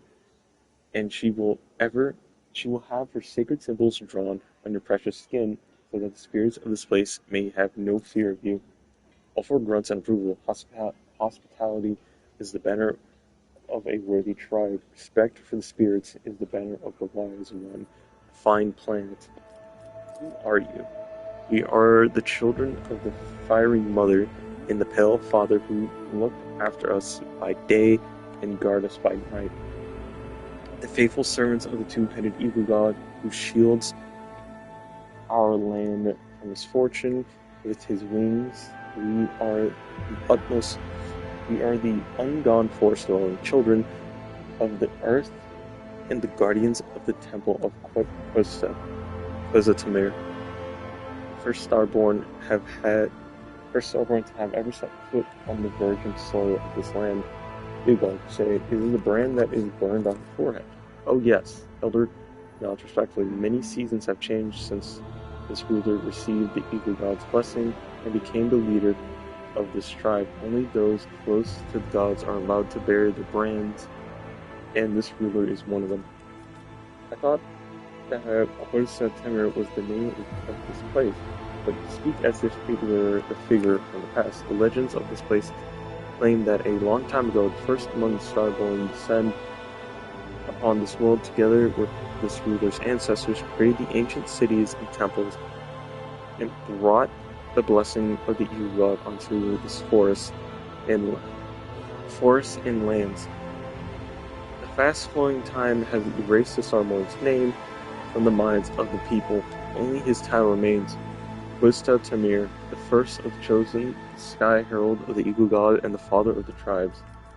Why do you call me Starborn? Because you are the Sky Herald of the Eagle God, created by him from the stars' glow and night sky's darkness, the one who carries his seal and your image, clad in the armor of our ancestors' most ancient prophecies.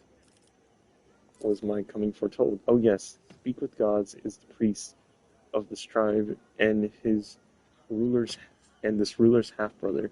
He listens to the forest and calls to earth, wards off the punching lashes of the sky, and speaks to the Eagle God on behalf of our tribe.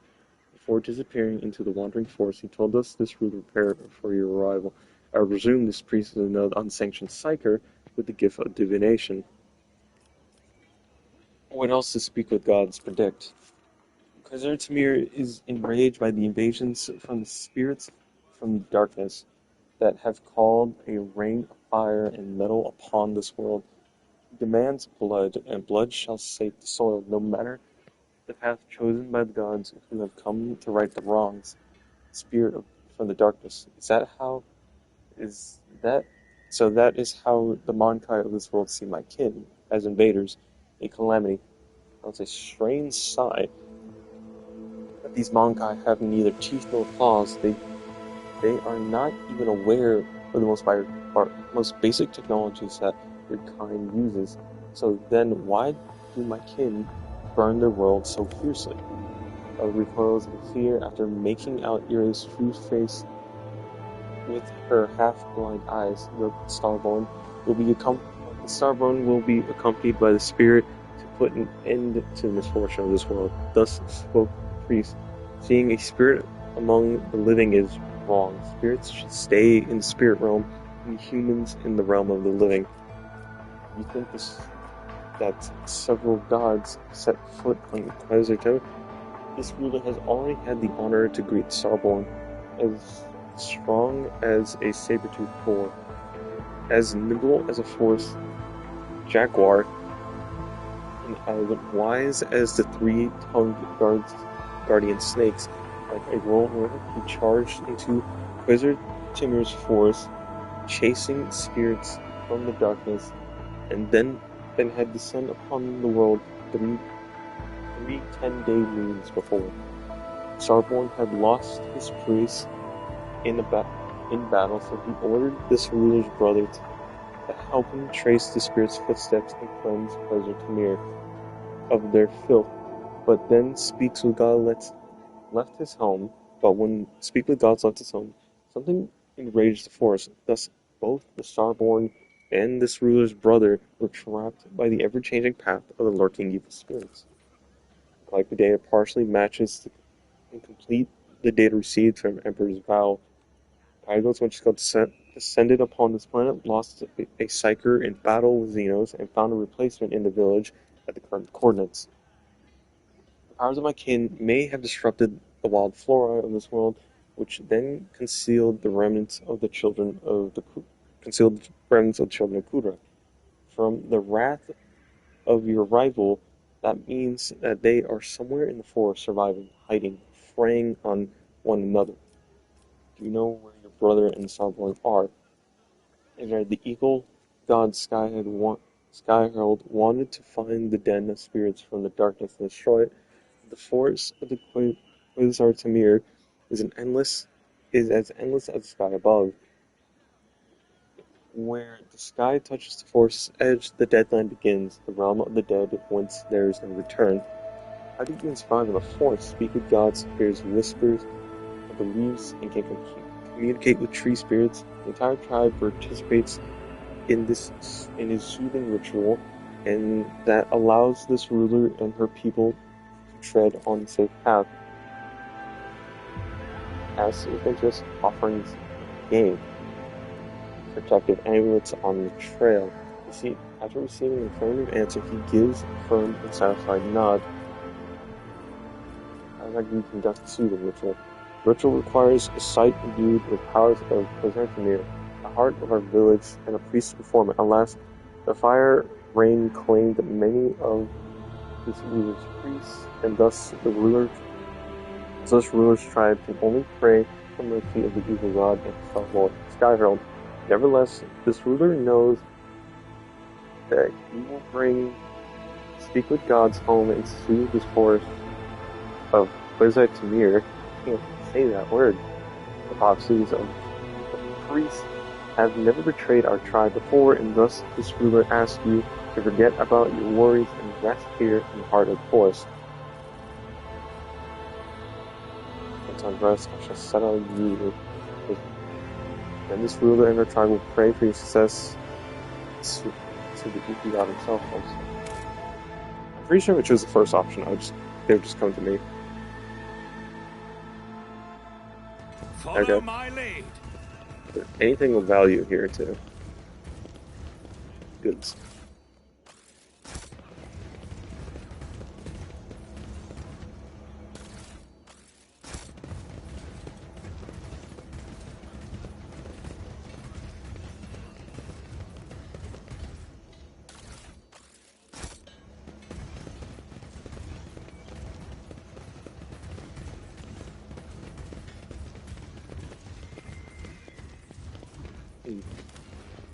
Map.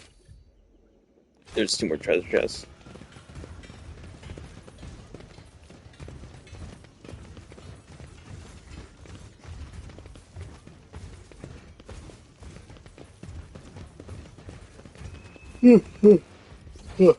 Sorry. There it is. Oh, journal.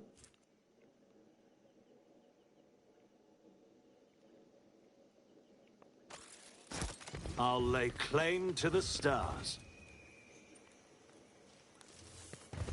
Okay.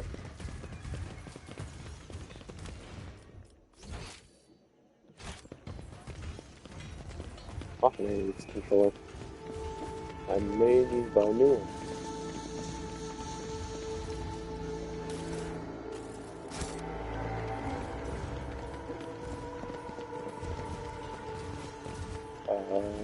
Back I go, I guess.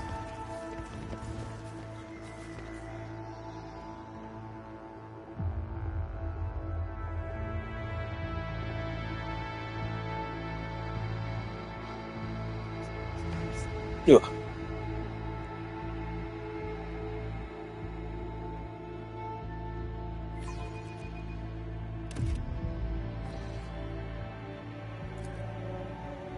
Oh, hey, it's the fucking... I sought out the far seers of Kruderach, but instead of relief and peace, the truth of their fate filled my heart with bitterness. What a sly and devious soul you possess, Inhuman. You pretend to be capable of feeling so that we might lower our guard. But all I see is a scrawny abomination with a cold heart. None shall stand in my way. Okay then.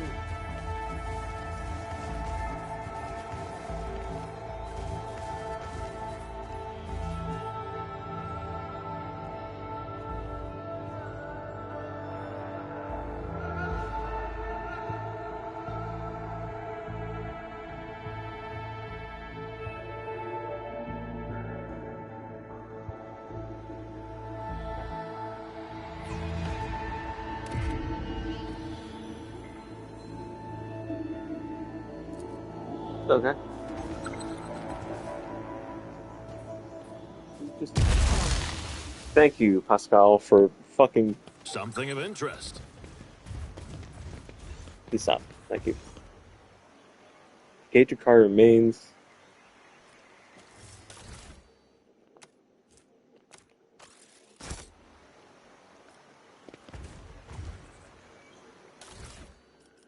A elite blast pistol, which is better than mine. But this one inflicts melting, so it's debatable. Why does the guardsman have it though? That's not guardsman. Oh yeah, that's guardsman. Oh, it's probably Caligus's guys, so they could probably just do it.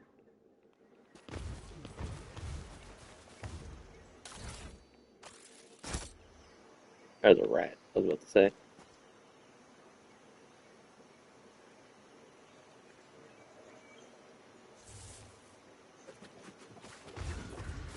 A new challenge for me.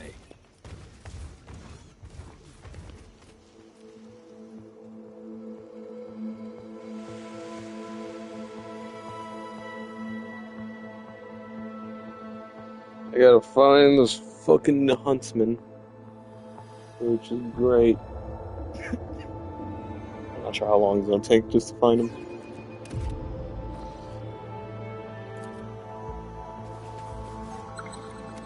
Camp. Done. Is this a fucking I funeral? find it suspicious that a gene stealer Magus was in charge of this cell. They occupy a high position in the cult power structure, but not the highest. Not according to the reports I have received. Which you will predictably withhold from the rest of us, you scheming pest. Nice to know Ulfr is just really paranoid. I will not die. Thank you, in dishonor. game. Or no, not in the game, my fucking controller.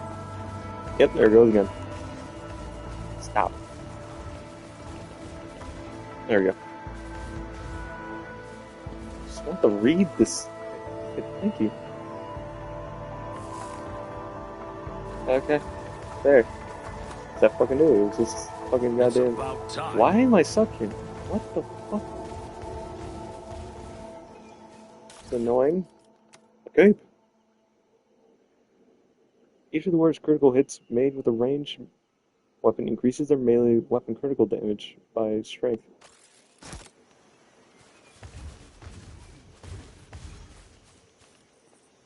Was that supposed to be a challenge?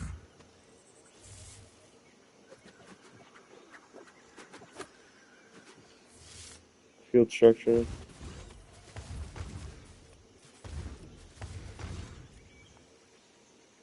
Can't read it because of Pascal's fucking shit. A rare Kari toxin.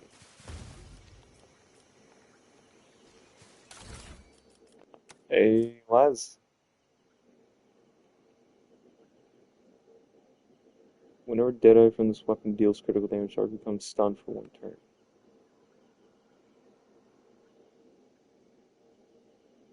Sounds pretty good. Actually might use it. Yeah, no, I'm gonna use it. I realize it's just fucking Kriegsman gun. Just they added a goddamn sniper skill. I'm actually surprised you can't get a normal version of Kriegsman. Victory awaits. can imagine now fucking Krieg gonna just wear a coat and like scrap metal. Pascal, please shut up about the ritual site.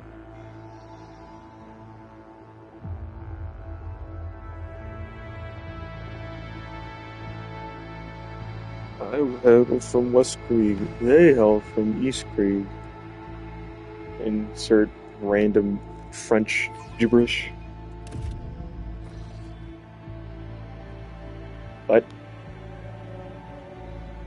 the artist asks before something worth noticing finally shows up amid the dense forest. A pile of charred human bones lying in a shallow pit in front of it, like a standing stone. A broken fire cultivator with melted nozzles is stuck in the ground. Other corpses can be seen in the grass nearby, just as old and charred, but distinctly non-human. Scattered alongside those are xeno weapons covered in dirt. Some of the weaponry appears to be in working order, so it's still possible to get something use out of it. Barbed needles, Kari shattered shards, splinter crystal. A man wiped out a whole group of Drukhari just by aiming his fucking flamethrower at them. Please, fucking, can I please? Fucking despise this controller. Never traces the Xeno attack camp on high ground going to keep close. That's a dude. Pascal, open the door. Oh, my controller makes me turn go to the left. A backpack. Leap backpack. A lower weapon has a base rate of fire or strike count equal to from 2 to 4. That power is increased by +2, and if it is a ranged weapon, its recoil is doubled. While the wearer's weapon has 5 or more base rate of fire or strike count, hit chance of the wearer's burst attack is increased by 30.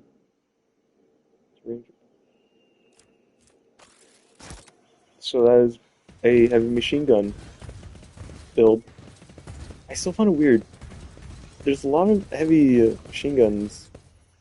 No, they have a lot of abilities for heavy machine guns, but they don't give you as many. I think like the best ones are near the end game, or just giving out a bunch of shit to the factions. It's the one thing that bothers me about this game is just like, oh yeah, here's a bunch of heavy bolter and heavy stubber builds that you can make, but you can't fucking use it because like the first one you get is a heretical one, and you can't fucking use it unless you're doing a heretical playthrough, which is annoying. I'll give that much. Second on clean piece, got the marks.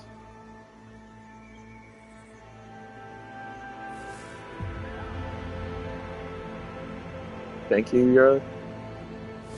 Power weapon. How'd she get a second wound? Fuck no.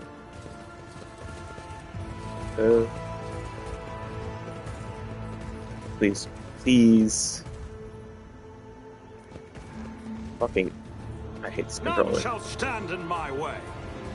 I don't know how the fuck I play any multiplayer shooters with this. There we go. Oh, okay, found him.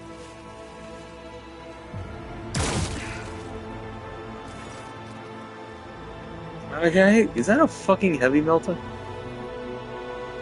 Don't sheathe your axe yet, my lord. More game rear their heads, eager to lose them.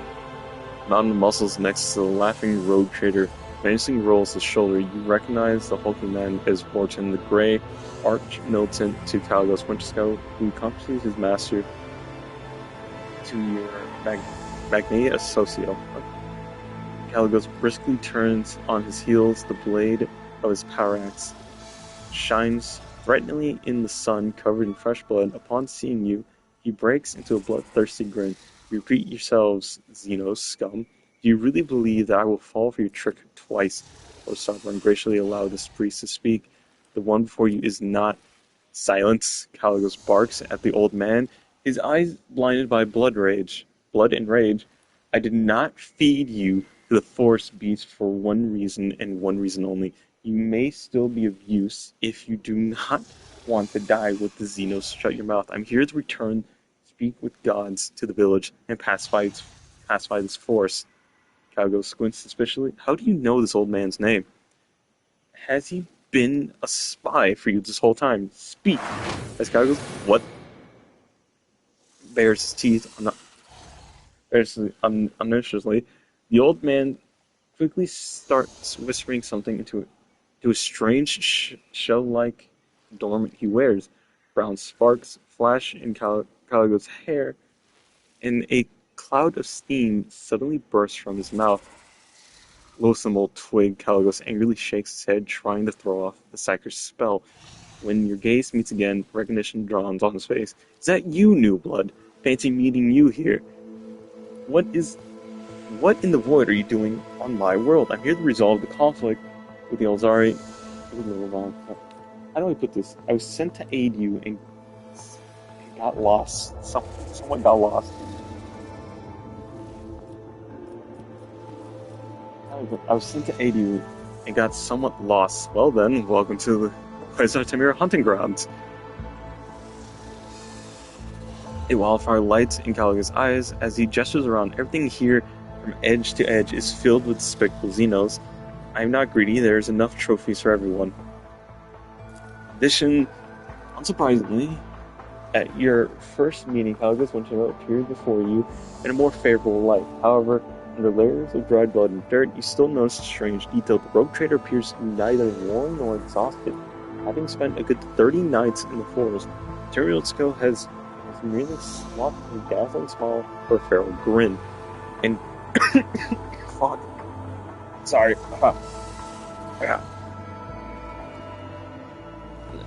Nights, whether Tamir Munchskill merely swapped his dazzling smile for a feral grin, drenched himself in the blood of his enemies. Retne, the gods looks on with trusting violet eyes, and he notices silvery sparks glimmering within. His thin, wounded body shivers from the slight gust of wind, yet you can still sense the power contained in his elderly frame. He nods meekly and gives you the same simple, genuine smile as his sister from the tribe. A panic, binary thrill escapes from under the tech priest's hood, then one of her mechadendrites goes limp. Sparking in multiple places at once. The servant of the Omnicide gently picks it up and weirdly welds her comedy tool until wields her comedy tool until the manipulator starts moving again. Tall navigator in ragged clothes of silk and silver proudly wears a coat of arms of House Casson.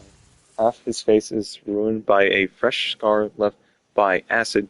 Cogger von Valances, navigator nods politely, though he tries to hide it. His voice is filled with pain and suffering. I'm not saying that for furry allegations. This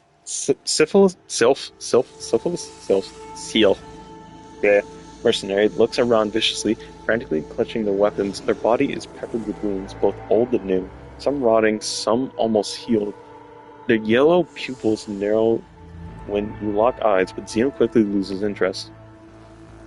Orton the Grey has not changed much since your last meeting. Still, the same brute of a man with bloodshot eyes and a dull expression on his face. However, unlike Caligos' other servants, the Archmilitant does not look exhausted, and neither does Caligos.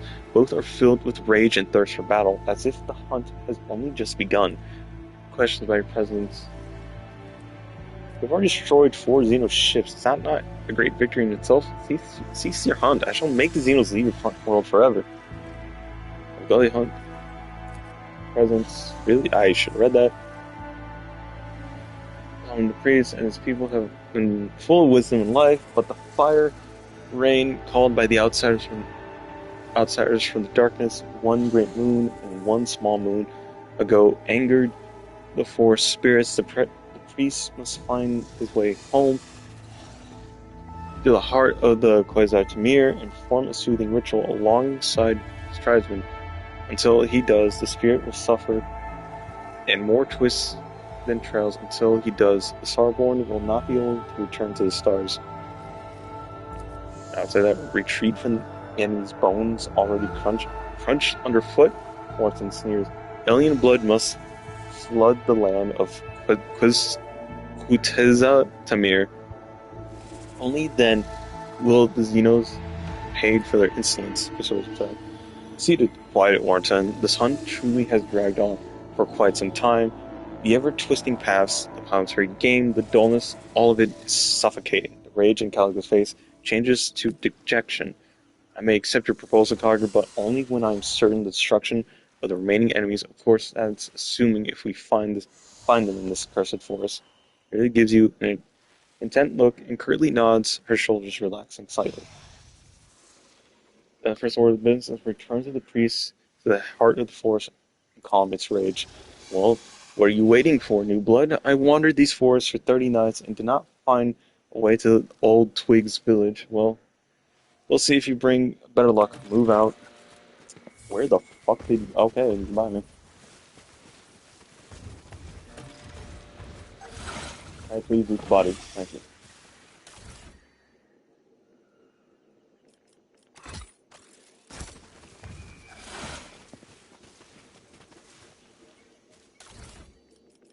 Hey, mod.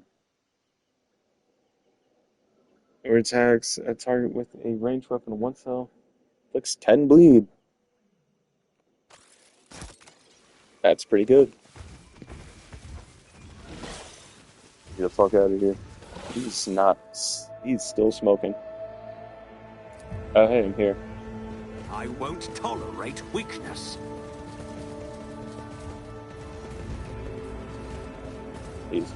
Please. Thank you.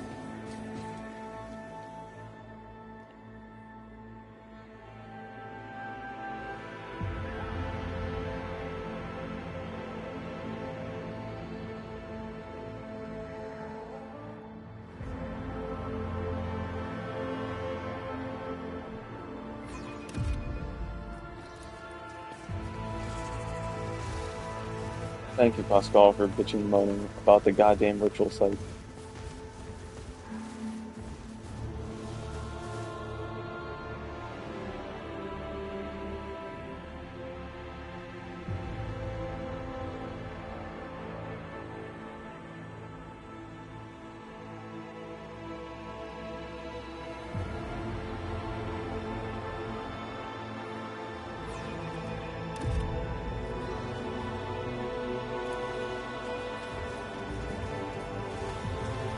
Stop. Thank you. Stop. Fuck. Ugh, I really need to find a controller shit.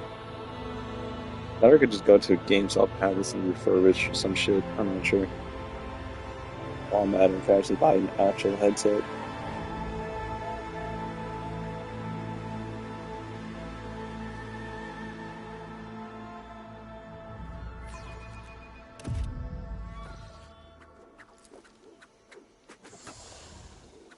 Oh, guys, I'm talking about it. Oh, wait, there's a body here? Cool. Which way did I enter? Wasn't it? Wait a minute. Speed. I'm in Spain without the A.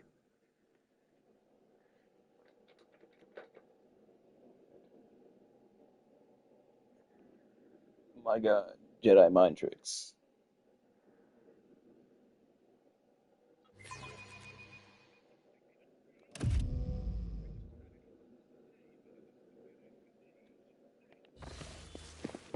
Found it.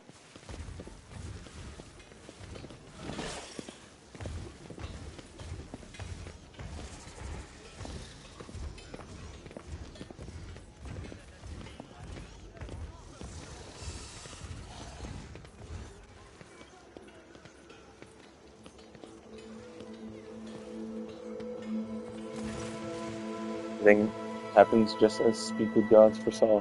Starborn are back. With them are enough with your belating old hag. I already told you your speech offends me, so it makes me want to cut out your tongue. Douglas waves the woman's wave and turns his twinkling gaze to speak with gods. I am sick and tired of aimlessly trudging through the woods. Old man, I'm a hunter. And without a quarry, I turn into quite the beast. Humbly covering his eyes, the priest nods slightly. Speak with gods is ready to conduct the ritual, O Starborn. The heart of the forest is calling out to me. So let this priest serve his gods, not in word, but in deed.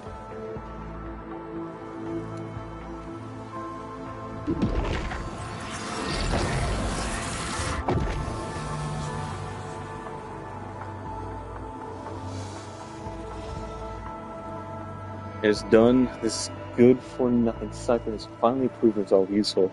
Misko looks around the settlement with a bored expression. I intend to have a good night's sleep and enjoy the local delicacies. One good thing about Wizard Tamir is that the fruit here is sweeter than Calxian honey and more tender than the meat of young grots. You should get some rest as well, Cogger, and remember it is better to go hunting when you're full of vigor, but slightly hungry. The hunger adds acidity. Oxicity? I don't know. Makes the kill more intoxicating. Let me know when you are ready to depart. I don't like his art, just Jesus Christ. Anyway, let me know when you are ready to depart, or if you decide to share a few stories, then come to the bonfire. If not, it's not often that two rogue traders are indulged in confidence anyway, and prying eyes. I have loaned up and I've read half that shit wrong. I'm not gonna lie. Albeit, I don't know why I'm just struggling with words today.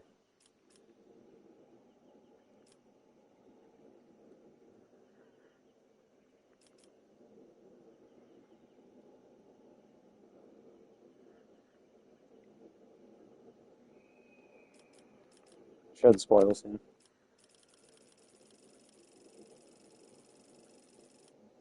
I don't really need power armor. Movement points? I'm not sure. I can add more health. Maybe better for dodge action? I already have it. Never mind.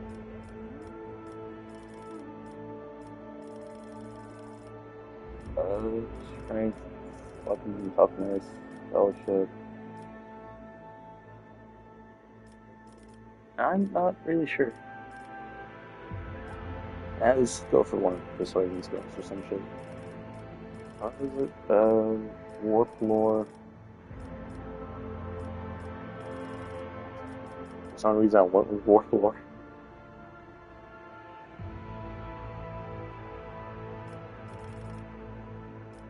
Yeah, fuck it, why not?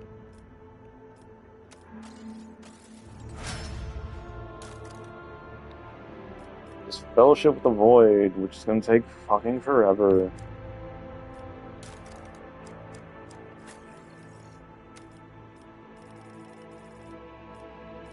Guessing yeah.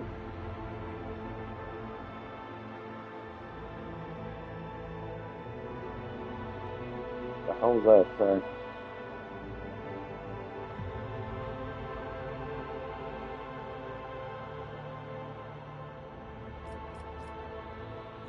Marius, one.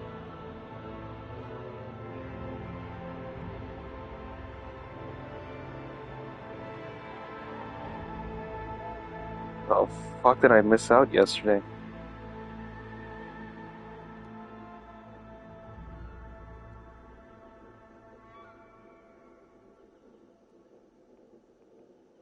Okay. Maybe because my pain resistance is increased by 1 round, and the penalty for corresponding resistance test increased to -45. I forgot what that does. Braille platings, versus the damage dealt by execution damage from time effects is in a round reducing the inflicted enemy's armor.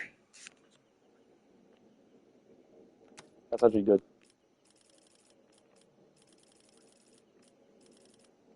Should I give her more Medicaid tests? Yeah, probably for the best. She has a chain weapon on her. I remember that much. Strength and weapon skill. Let's go with chain weapon. I know I have one on her. Not that, thank you. Pascal, you're getting the fucking power armor. Should I also give it the Heinrichs? Fire at will.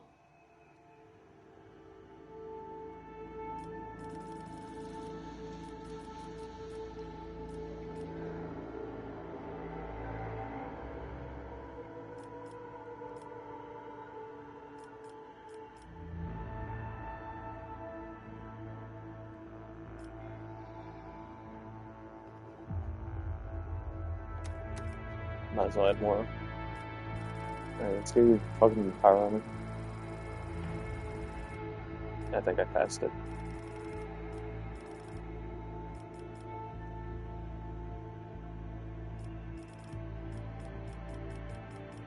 Where the fuck is it? Wouldn't it be at the bottom?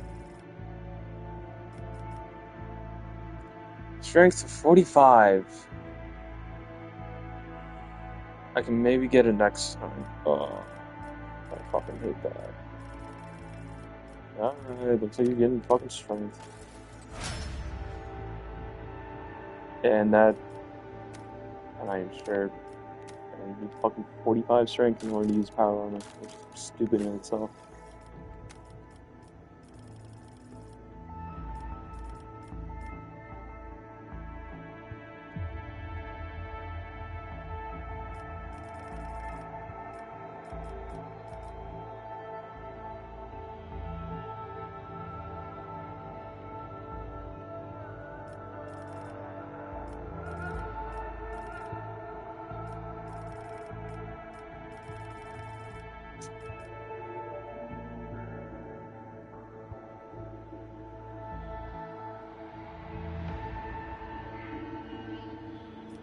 Oh.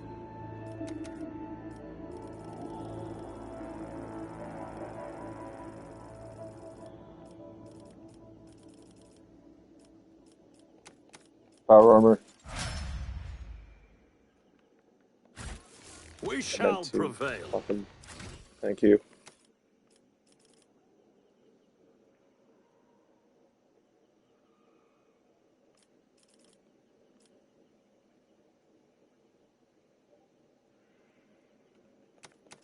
For the best, just add more damage to her. Athletics, awareness.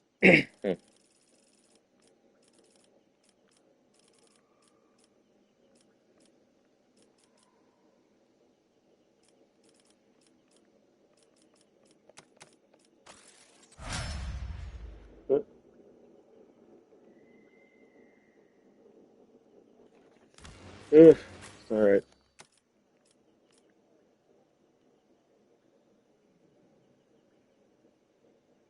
Targets with a bleeding effect, or yeah, go with that. Since it's either I kill them in one shot or they're down to like 1 HP. Demolition, filter proficiency. I should do that. There's a lot of shit Ulfer needs, and it fucking infuriates me. Galgos, where the A fuck new are challenge for me? Where the fuck's Galgos? You say he was gonna be next to the bonfire or some shit? Please talk to you guys. Please stop. Ah, that was fucking stupid. Reading, regret, and culture.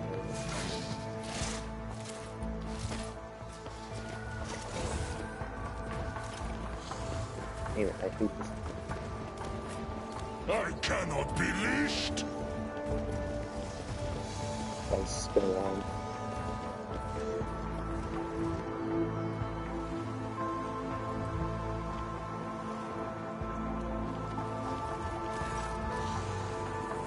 Ask you. Let's discuss the old dog problem. I should have read that. Didn't care about them. Not much new blood. Helga's fellows in disdain. Go ahead then. Try to convince me that the vile human scum deserves the mercy of Helga's Winterscale, but remember, you only get one chance to try.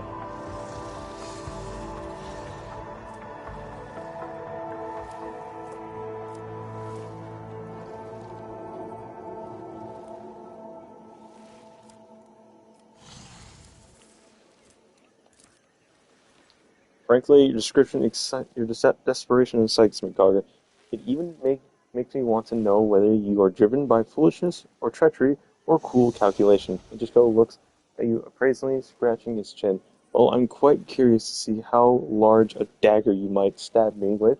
I shall think on your offer, but that is my only promise. I heard you decided to oppose both Lord Inquisitor and Cordial's dynasty. Avoid Kraken may eat them both for all I care. Witchskull makes a wry face and clenches his fist in anger, acting as if their war on heresy in the Expanse is just starting. Ha! I've been living it for decades, and I don't need an inquisitorial preacher, and I certainly don't need Enschedia's goodwill. Talking about Tamir, your inquiries are curious, to be sure. Quinza Tamir is a planet with a rather deary backstory. A long time ago, it supplied my great-grandfather with tons of succulent fruit and thousands of cargo containers filled with a special building fiber processed from the local forest. The population all lived in large cities, a safe distance away from the entangled path and trees. But then this quiet place was dashed by Xeno raids. They burned down the city and shackled our people faster than our ships could help. In the end, the local government ran away, leaving the remaining people to the beast's mercy. And the people in turn fled the big cities that attracted the Xenos, and that is how the forest that the rabble feared became their salvation. The planet fell into decay, there was no one to populate cities, and there was no one to extract resources. Quizida Tamir expected 3 new arcs filled with settlers to arrive in the Imperium, but in 500 years, not one of them has reached the Expanse. Do not turn your gaze at me, Elatath. It was not my kin who desolated this world. He started the forest all his time. The forests of Quizida Tamir are not like the jungles of Katachan, New Blood. The only thing that could kill you here is your own stupidity and an unfortunate coincidence in the form of a stray Xeno or a rare predator. Rainwater for breakfast, nutritious larva for lunch, and fermented fruit in place of wine for supper. One could not wish for a better hunting ground. Kalios laughed and false eye, and rather unwilling to share the details. I've noticed when people look utterly woebegone.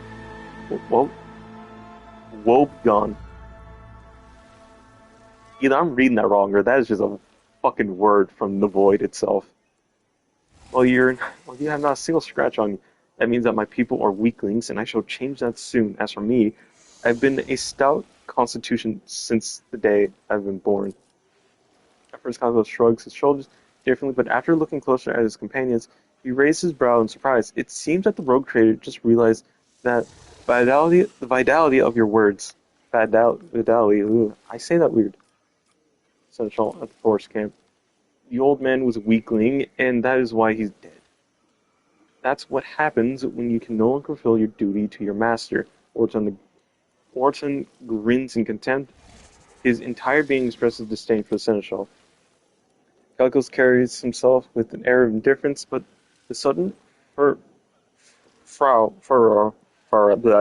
on his forehead betrays his regret. Many fine warriors have perished on this hunt. I used to toast their names when you can. Is anyone else going to talk to? Victory awaits! Don't bet yourself, old man. I do not. I fucking hate talking to these guys or reading them. Is the world seeing the visions? Tell me about your tribe. Leads ahead. Change. Just like your sister, forgive the servant of Quizida Tamir for this speech of Starborn. No matter how much the ancestors tried to pass the language of the gods onto their I'm fucking going to cry. Descendants, the tribe's song use it for the gods only descend for their heavenly place. Lingo cultural analysis of the target's speech suggests that the expression 3 life dwells equal to 150 standard terameters. I have no other question. I did not mean to repeat that. I have no other question. You can think of before safe. Vision, I'm just gonna read through this. Say that sounds like So and saw everything with his own eyes. Not properly. Okay, I must take my leave. So he killed his fucking. Am I talking about it? Am I talking about it? Fuck for you. Stop calling me new blood.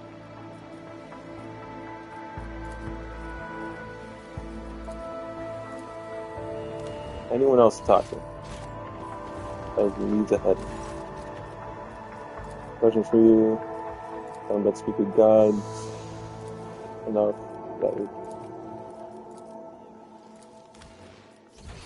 Alright, that's essentially everybody. That man has a fucking propeller for a helmet. And you'll see the Eldari.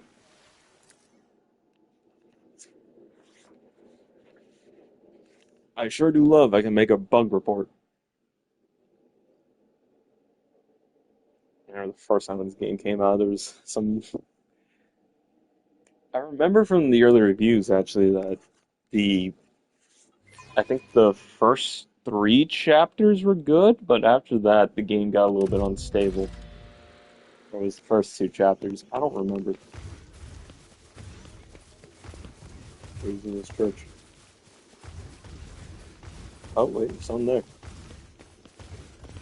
Oh, wait, that's 50. Alright, note self. I'm just casually standing there. It's about time. Alright. Hi, please. He did it! No explosion, though. Please. Please. Pots. Thank you.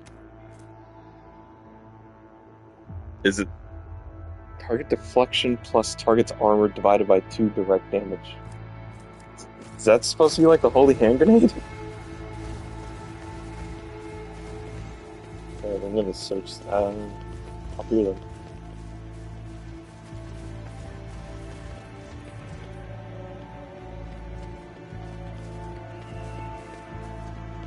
Oh boy. A stately Eldari warrior steps forward, calmly looking at the intruders whose armor and his dormant gleam in the sun despite the traces of dried mud and caked on blood. The Farseers instructed me to send you away, Monkai.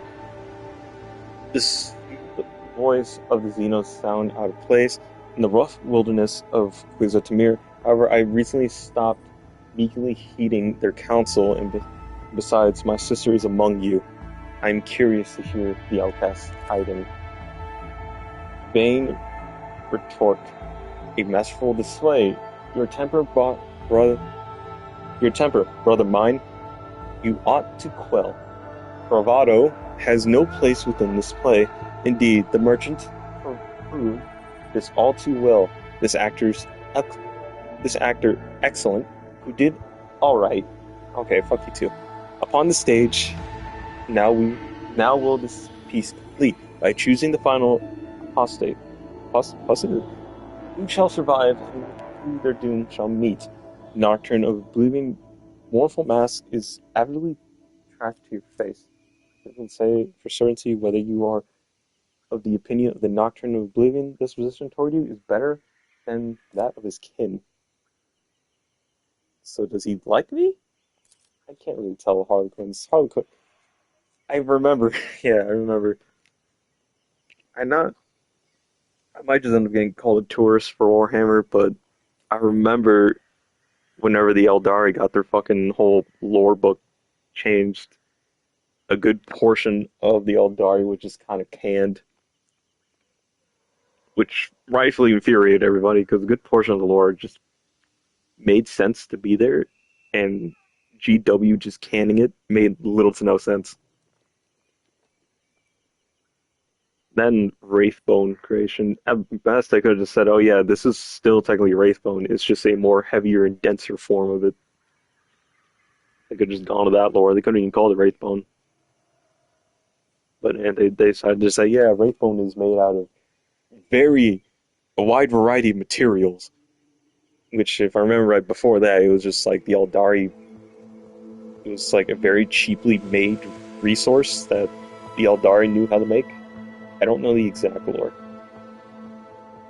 I don't know about you, Cogger, but these Xeno bastards are giving me the creeps. Caligos shifts his excited gaze from the Eldari warrior to the solitaire and back. This one in the motley. I want to kill him now. Orton the Grey bares his teeth in anticipation to clutch the hilt of the sword. Around the Eldari camp, Xenos have made their camp among the ruins of an ancient city of the Imperium. On the alien growths of the Xenotech and the wreckage of the Eldari ship, this disrupt a picture of centuries-old devastation and rebirth. Despite their affected ease, most of the Xenos are pushing themselves to their limit. They are exhausted, nervous, and frightened, even if they hide it well. This may have eluded your companions, but not you. It certainly has been a while. What are you doing here? Alter bows theoretically. With embers glowing cupped in my two hands, I bear them through the deluge to the hearth.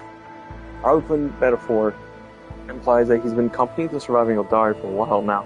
It is not clear to me what hearth he is talking about, but perhaps he has managed to find a new home. Here we resolve the conflict peacefully. A tapestry complex in piece in one, that many threads demand for warp and heft.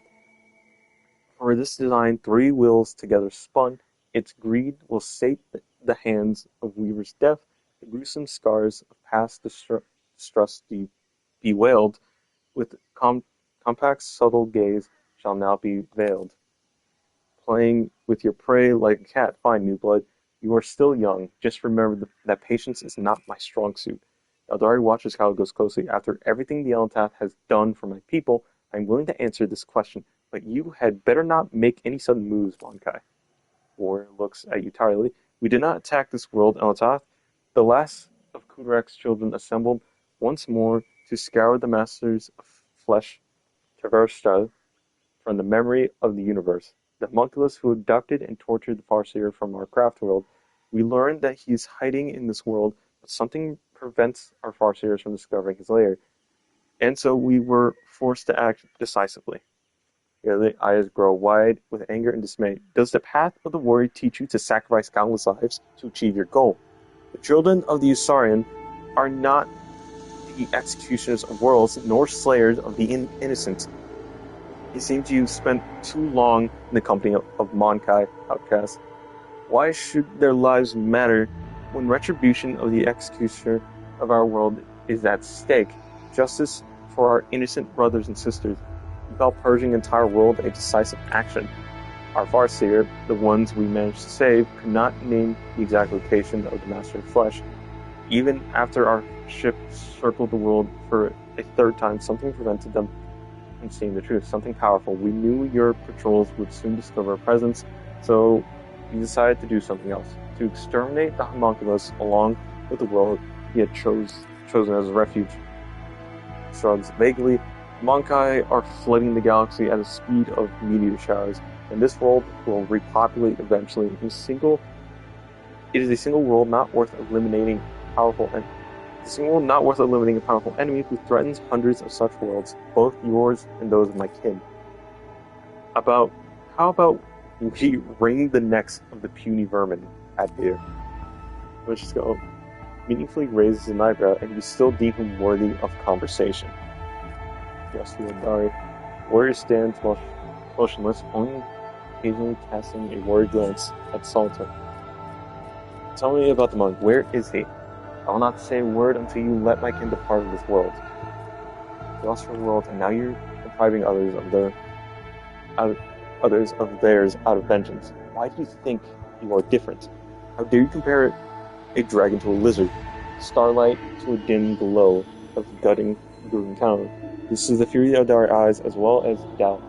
Make no mistake about your inferior species. A single child of Sarin is worth thousands of your kind. Yet you guys are lost 90% of your race, and you insist on doing this horse shit. I promise to judge you fairly, presume. So the camp. You still think you can are worth saving? I am growing increasingly doubtful, although I understand why my kin have acted this way. Why they took on the role of vengeful blade, you know well that what the dark heart and perverted mind of the homunculus are capable of, he must be stopped. There it goes. There's no trick. I do not support the message about Xenos, but I understand motives. Perhaps they could pay compensation. Galgos, you cannot kill the Eldari. What? Why? Take him back. Look yourself, Galgos. You're becoming a monster whose only desire is to kill. See profit beyond the thrill of the hunt. Stop trudging on my conscience, Cogger. You sound vile, like the Insidia, fucking overly zealous rogue trader. From my nightmares, come to life to ruin the mood. Galgos grimaces in frustration. Your words seem not to have angered him, but upset him. Throne take you and all the misfortune of the galaxy along with you. Which Skull gives you a clap on the shoulder, and expression on his face is mysterious and almost sad. I must confess that all this dismal talk has given me a migraine and made my old wounds ache. So you want to save these Xenos. Suit yourself. By my grace, I entrust you with the lives of the enemies of humanity. Have fun. We shall be heading back now. What kind of hunting is it when the prey does not even struggle in your grasp? I'm disappointed. Galgos flashes a provoking grin. And don't think I'm going to forget about your word, and promises, Cogger. We shall revisit that later.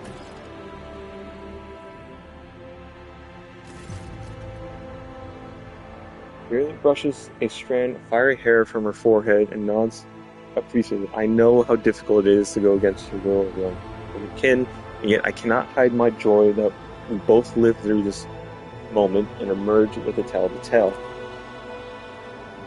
After all the suffering that the Monkai have inflicted upon the children of Kudarak, after all the punishment that we have inflicted upon this world, my heart remains troubled, knowing that we have only tempered our grudges for a time, and have parted without bloodshed today. However, I dare not complain, for my kin, the hour of triumph has arrived at last. Once the Master of Flesh is no more, we can go to the edge of the stellar expanse, away from the gaze of the Monkai, and peacefully await the arrival of our kin from distant stars. What are you talking about, Sir?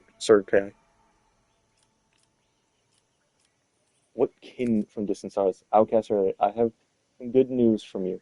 Our Farseer managed to contact the children of Kothor and Alitok. I fucking don't know. And soon your fellow outcasts will visit this part of the galaxy that the Monkai call the Expanse. They will take us away, give us a new home, and is that what an adherent of the path of the warrior wishes to tell me? These words meant to comfort my heart, your words ring with contempt and desperation. Oh, Surian, your children once again seek to appease their pride by sending their kin to Monkai worlds, there to find nothing but blood and death. Farshid mistakes doom Kudarak, Sharakai, and their excessiveness, cruelty, and thirst for vengeance almost doom those of us who manage to survive against all odds in the void between the foreign stars. You know it's just as well as I do, but you continue to do their bidding. Oh, Sharakai, you should take the Weboid Gate, go away from the dangers and turbulation of the Expanse, but you have chosen to stay here. Instead, you are dying. You are feuding with the Monkai. You have not the children of Surian spilt enough blood.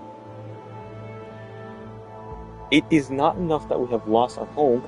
Why do you wish to expose even more of your kin to moral peril? Sharakai, iron will falters under Yarlit's relentless pressure. It is too late to change anything. The deed is done. Their will carried out. The outcasts from Aligtalk will come to the local stars, and we will leave them, sister. Do not sign up for yet another war against Xenos and Expanse. Call off your kin. Our dark capital heading to Expanse. May Assyrian save us from this woe. And his chest and graceful gesture, but the horror is obviously, no, I will not allow another world to perish at the hands of the Monkai, even if this means forsaking my soul. I am not going to reveal all the secrets to you, Aligtalk.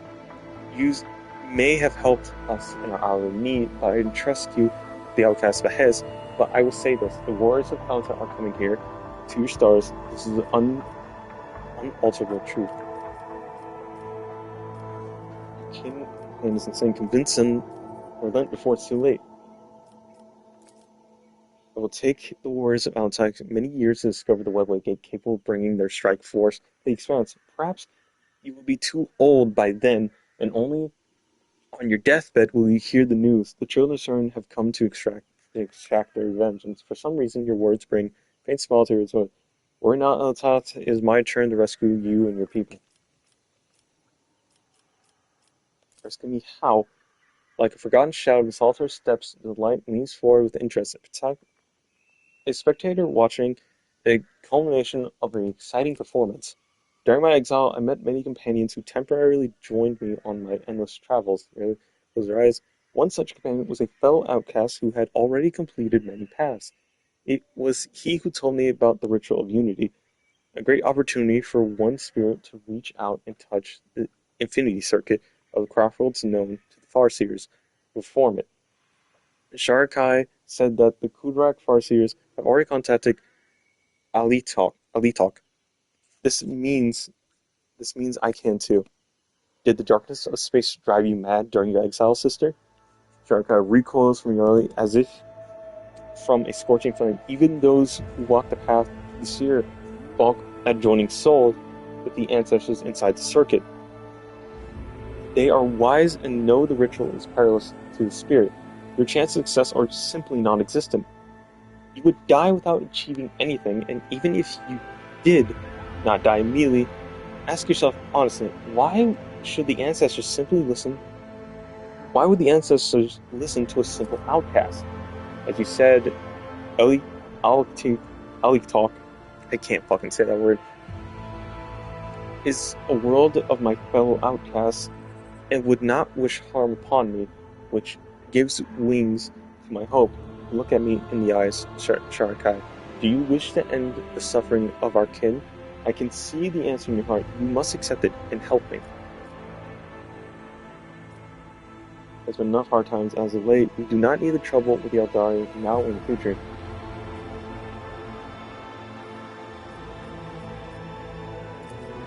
Unless the warriors of Alihog arrive to this part of the galaxy, the sons and daughters of Kudrak will perish among the worlds on Monkat. Is that the fate you wish for us? We will find another way. I understand that it is not easy for those who have lived all their lives sheltered within the craftworld to accept that sometimes life leads us down different paths. But the path that you and the Farsi have chosen only leads to more pain. Your life and your people, I'll stay by your side no matter what path you choose. And I do appreciate Eltad. Nods and underscores her words with a familiar gesture of gratitude. I have done all I can, Sharakai. You know what you must do. Solitaire does not intervene, but shifts his gaze to Sharakai as if expecting to hear the last line well played before the curtains fall. May Cern forgive his children. Sharakai sighs and gestures to a few of his warriors. Fetch the Farseer. Tell them the outcast wishes to perform the ritual. We will wait for them here.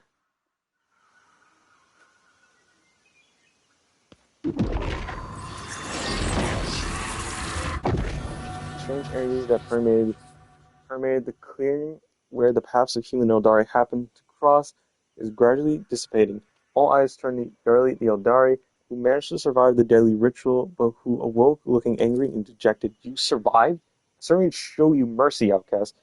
And so did our ancestors in the Altarian Infinity Circuit. Tell me, what was their answer? I hope to find the understanding among those who share my path. But you and the ancestors from Altar, despite all the wisdom and subtle insight, did not reject their hatred for Monkai, who doomed thousands of innocent souls to the children. Sorry, I tried to appeal to the light of their souls, but all my arguments broke on the rocks of their assumed like waves of sea foam. I can't say it. There's accusingly at Sharakai and the Farseer. You chose this path. Not only did you invite doom upon Kudarak, you have also condemned our kin on Elita. You have repeated the same mistakes over and over. Guided by fear, stupidity, and pride, And even after losing everything, after losing your home, you kept following the same thorny path, unwilling to change. I've had enough. My duty as an outcast is fulfilled. From now on, your fate lies in your hands. The brothers and sisters. The younger Farseer tried to eject, was hurried, gently interruption. Your brothers and sisters would not dare ask for me more. I understand your voice, even if my spirit cannot fully accept it. But you are right, other sorcerers look dangerous. I found that path. Thanks to you, I finally reached the end of my path. This path, I am grateful. Walk alongside me. As the master of flesh has been dealt with, we will go home soon.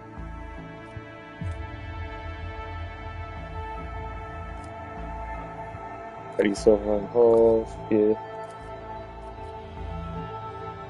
Will not be opposed.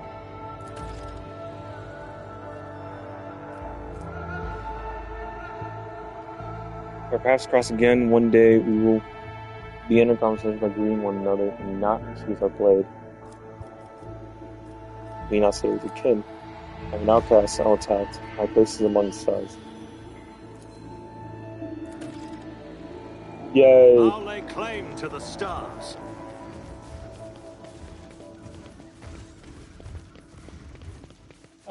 What you can do it? Ah, fucking threw me on the other side.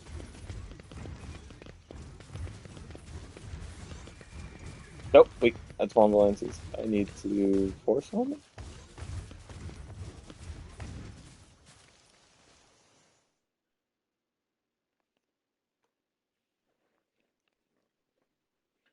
Talk to Calgo, see what his bullshit is.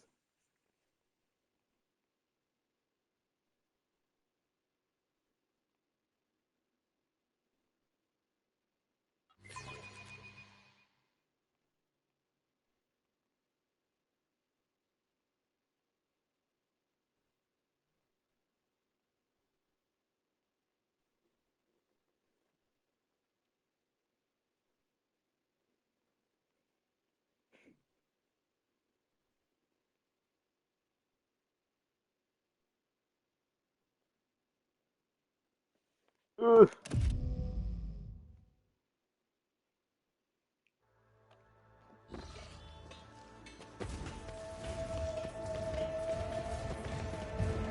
Where the fuck are you? Or are you just fucking gone? Alright.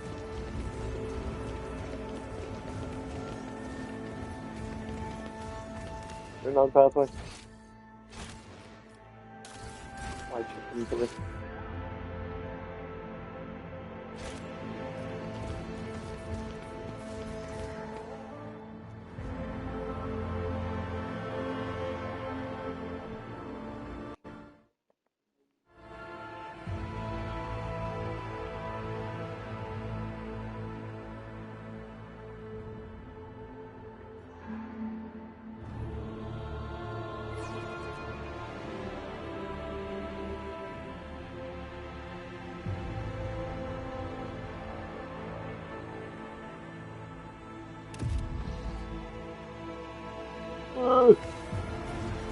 The fuck off this planet.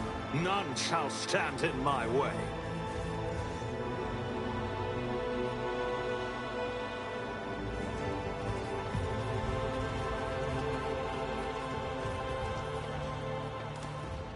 I feel like there's more, dude. I feel like I missed out on something.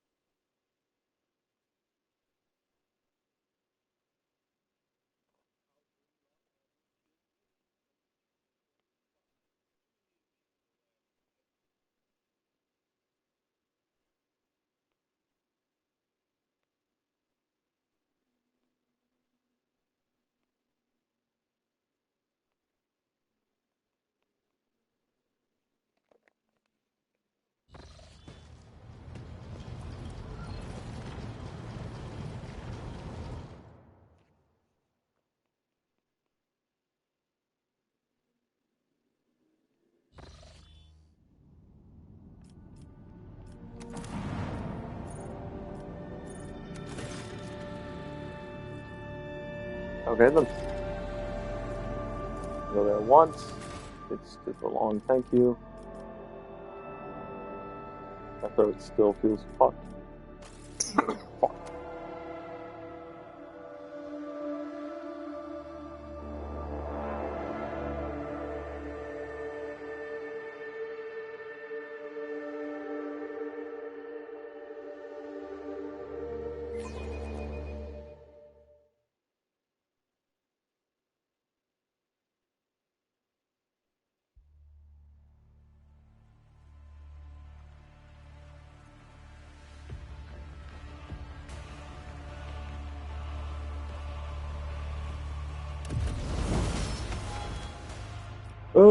I got a level up her shit. Why did they make her an executioner? Oh yeah, because of the funny.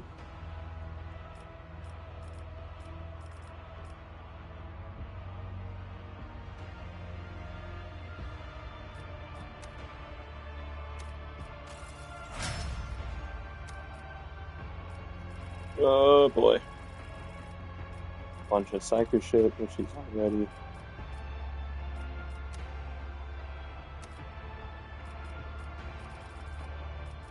Mind thief.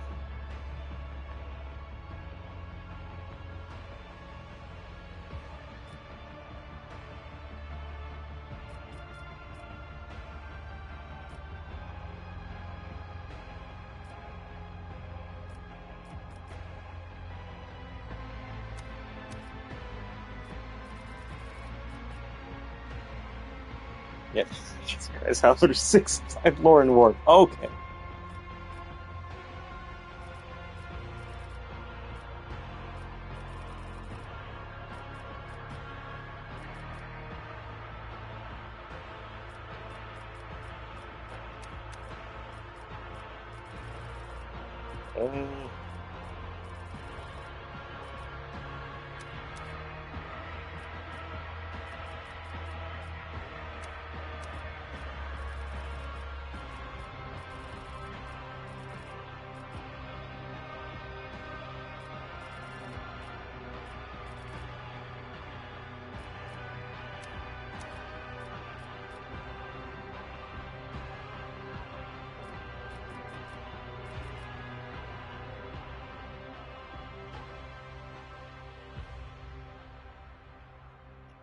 And yeah, like, when it was effect dodge for the set.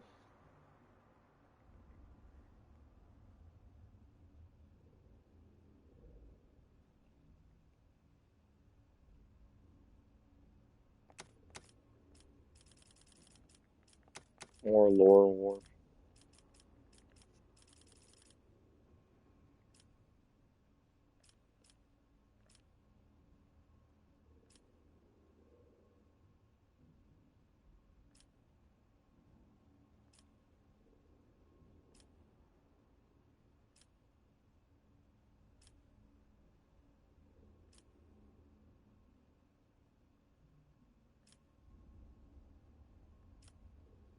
Yeah, fuck it.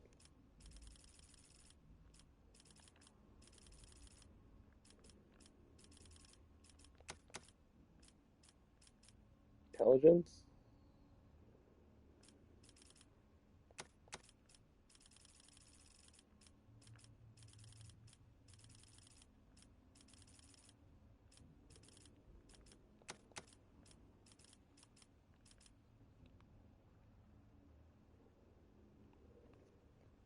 Profit, intervention, whenever an ally suffers damage that would make them fall unconscious, the attacker immediately gains an extra turn. During that turn, the attacker can only use Profit intervention. The power can only be used under these conditions. Restore allies' wounds to the amount they would have before the attack and trigger the intervention. However, the attacker's psychic rating is reduced by 1 to the combat. Pretty high.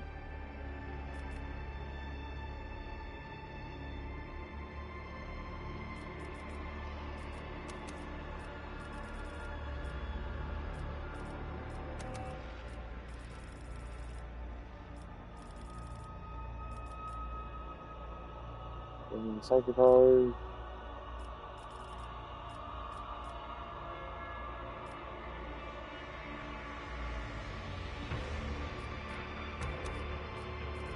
And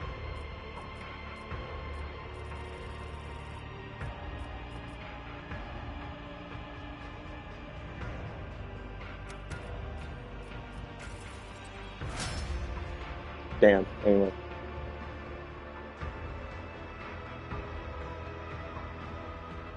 Either way, I think if I remember right, her gear's absolute shit too. I meant to go in inventory.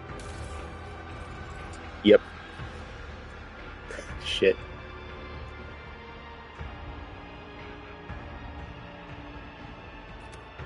Might as well, since you're heretical. Yeah.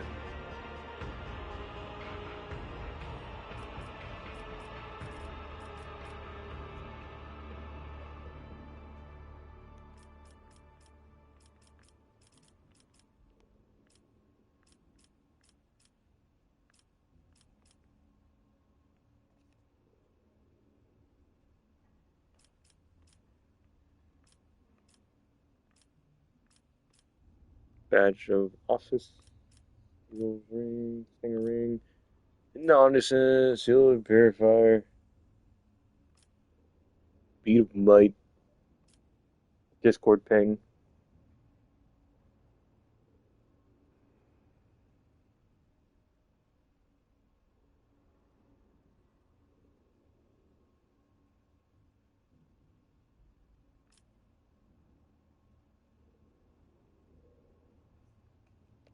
Sure. Maybe 6. Oh yeah, that game is shit to make a tank here for some reason. Staff of Mindsight.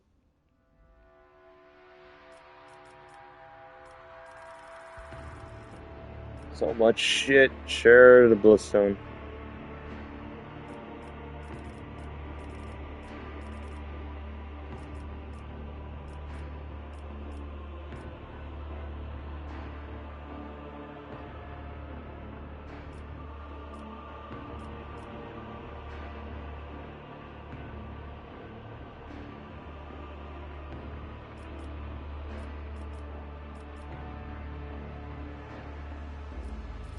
Mystic Ward.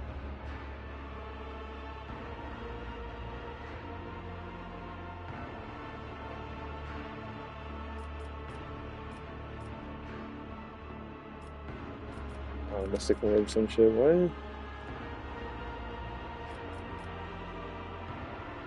Corner Macer.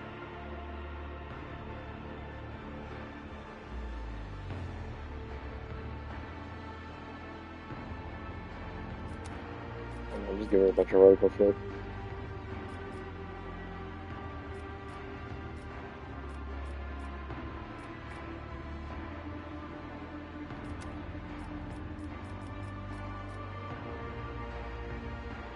Yeah. Doubt is The gear for may the be shit, weak. I know. A new challenge for me? Let's go, over it. Fuck. Fuck. Okay.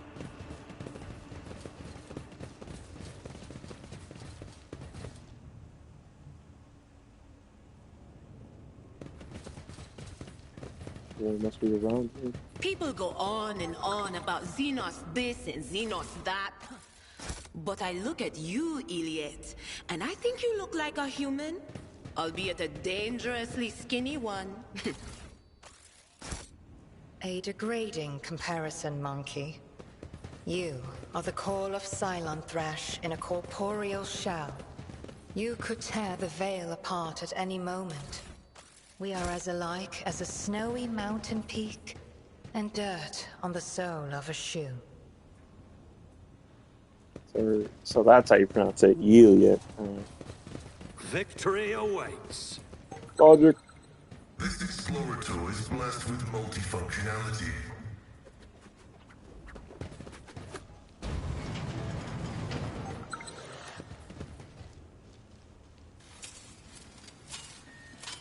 What? Okay, somehow. Okay. Oh, fuck off. Death walks with me. No shit. Blood is my life. Death is my duty. Toxic flamer.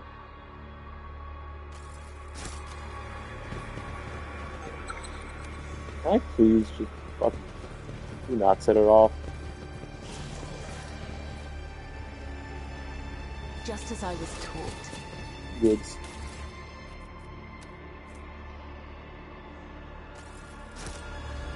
Okay then.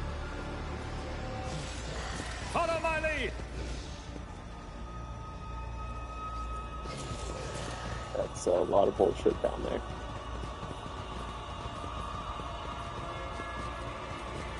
Yeah. Fuck.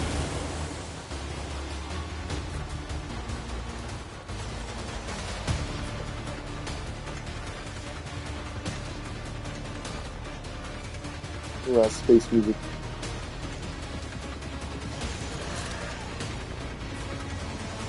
And lyrics. Out there. Not you. Thank you. There's no other space you could fucking take the play. And if you're gonna have to fucking move, badass.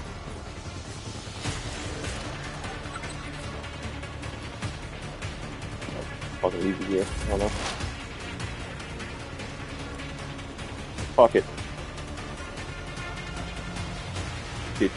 Did he pass it? I don't know. I don't know. I said do it. Okay. Okay.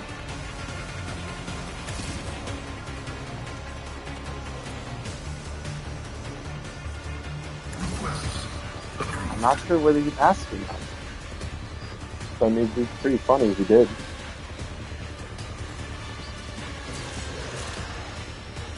Okay, let's see. Can I get one? There we go. Disabling back to the area.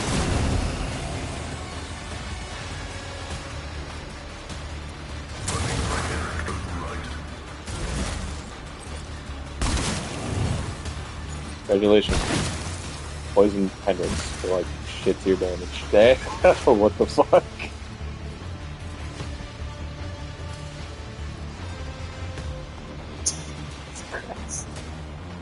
Paintbrush, not gonna lie.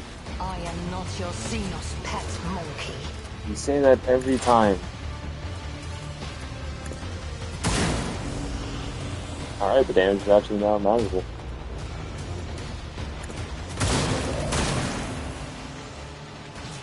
Who did she shoot? I don't know who she shot, but she shot somebody. Or mark on here. The next one.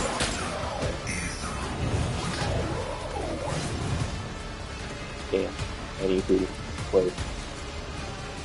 Do that. Do that. Do that. Knowledge be mighty good. Albeit funny. As honor orders.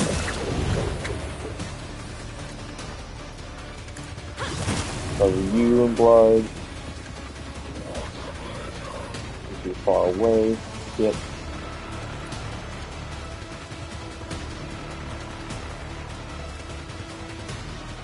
I didn't get to you.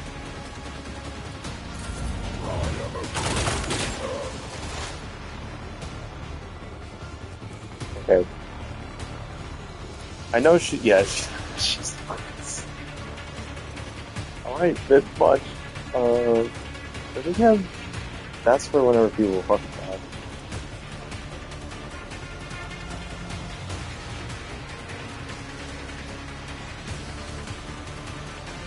Dominate. I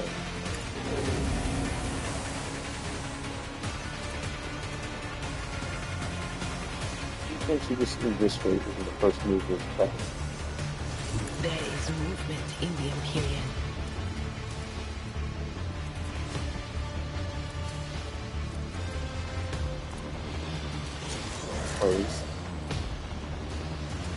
Sorry, since all allies within the area again. Dodge chance. No. Yeah.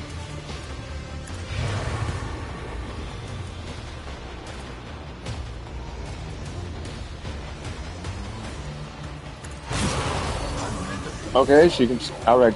Alright, fuck it.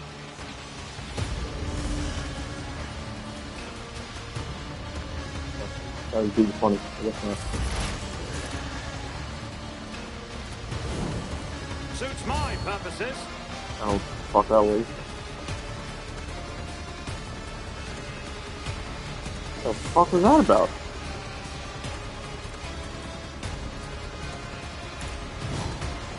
Excuse me, you had 1,000 health? Okay. Oh god, yeah, you guys have 1,000 health each.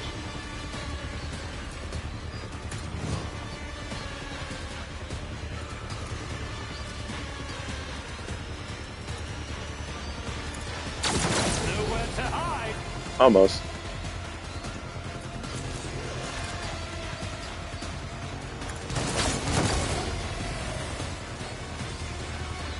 Not sure that kind of was a dead-eye shot. But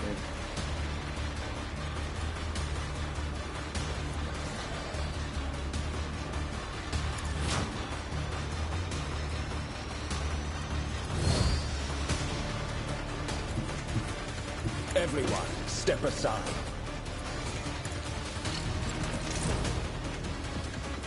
thank you, controller, for being funny again. Thank you. Gotta love high damage numbers.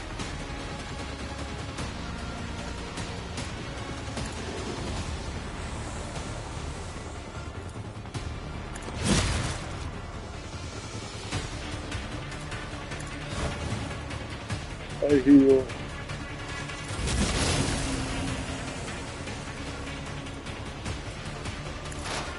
Six.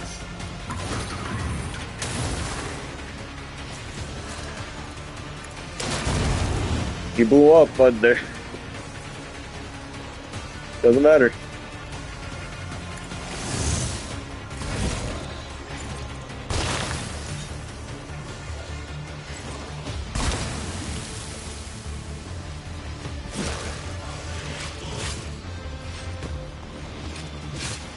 Congratulations.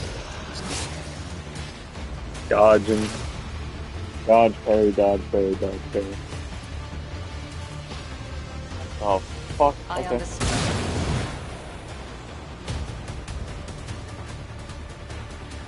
20 damage numbers.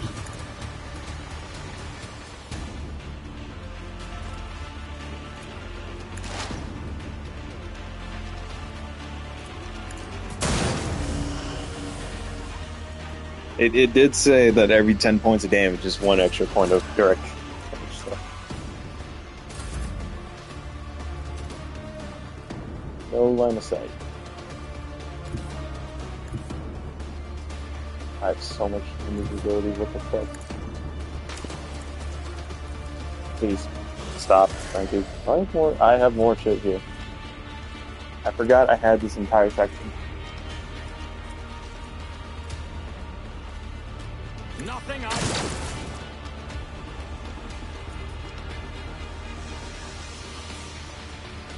Suits my purposes. Wasted abilities on my part, not even that. Again, just fucking stop. Thank you.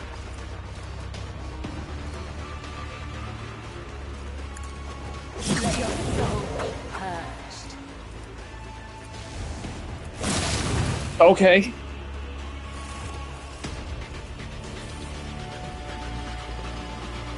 Had no amount of damage. I have not taken any hit.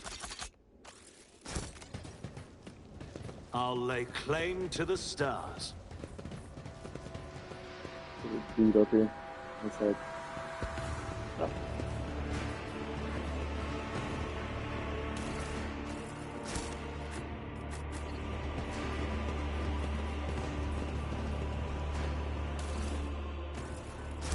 Dump you all here. A secret door. And more resources.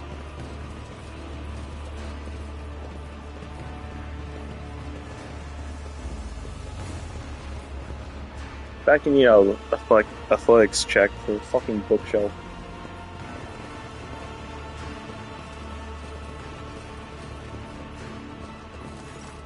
Oh, he just stares intently at the solid wall in front of her, shifting from foot to foot and biting her nails. The wall looks like an ordinary plasteel and rock-reed surface, no different from any other in here. Lord Captain, this is it, the place of my visions. Even the scratches on the walls are the same, except for one thing. She points at the wall. That's where the door is supposed to be. The one I keep opening in my dreams every night. It seems this moment for so many times. It feels more real than I am. My visions couldn't have lied to me. Then you should trust your feelings. Go ahead and try to open it. Open a door that doesn't exist. Ha! Things you say sometimes, Lord Captain. Well, it wouldn't be the strangest thing that we've done so far. Oh, what the warp. What have I got to lose? Here goes.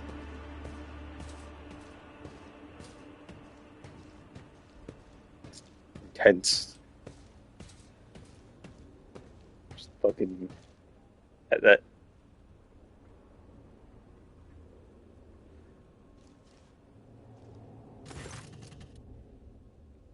Ada steps closer to the wall and reaches out towards a non-existent door. As if in a trance, she clenches her fingers as if gripping an invisible handle and slowly turns it. You hear a click.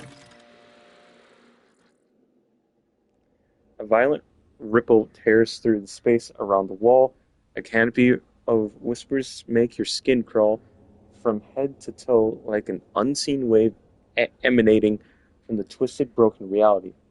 Uneven rays of impossible, nauseating light break through the rockcrete, forming a silhouette of a doorway. Eventually, the visions pass, and you clearly see a door where a blank wall used to be.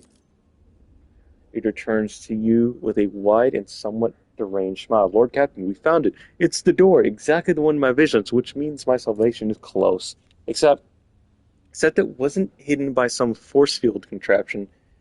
It was a powerful warp barrier. It could never have removed something like that. It's like our arrival is expected, and now they're inviting us in. We best be ready. Someone knows their witchcraft is bleeding well inside. Heinrich looks at Idra without blinking. A trap, then? You've been played, Idra. A cruel trick. One that could have come from the warped, twisted will. As long as we're together, you'll get through this, Idra. Trust me. Well, you're not wrong. We've been through worse, haven't we? Thanks, Lord Captain. I won't let you down. I'm reading like a cunt. Spin! Anyway. Secret wing of a laboratory. A laboratory. Both ways of saying it right. It's weird.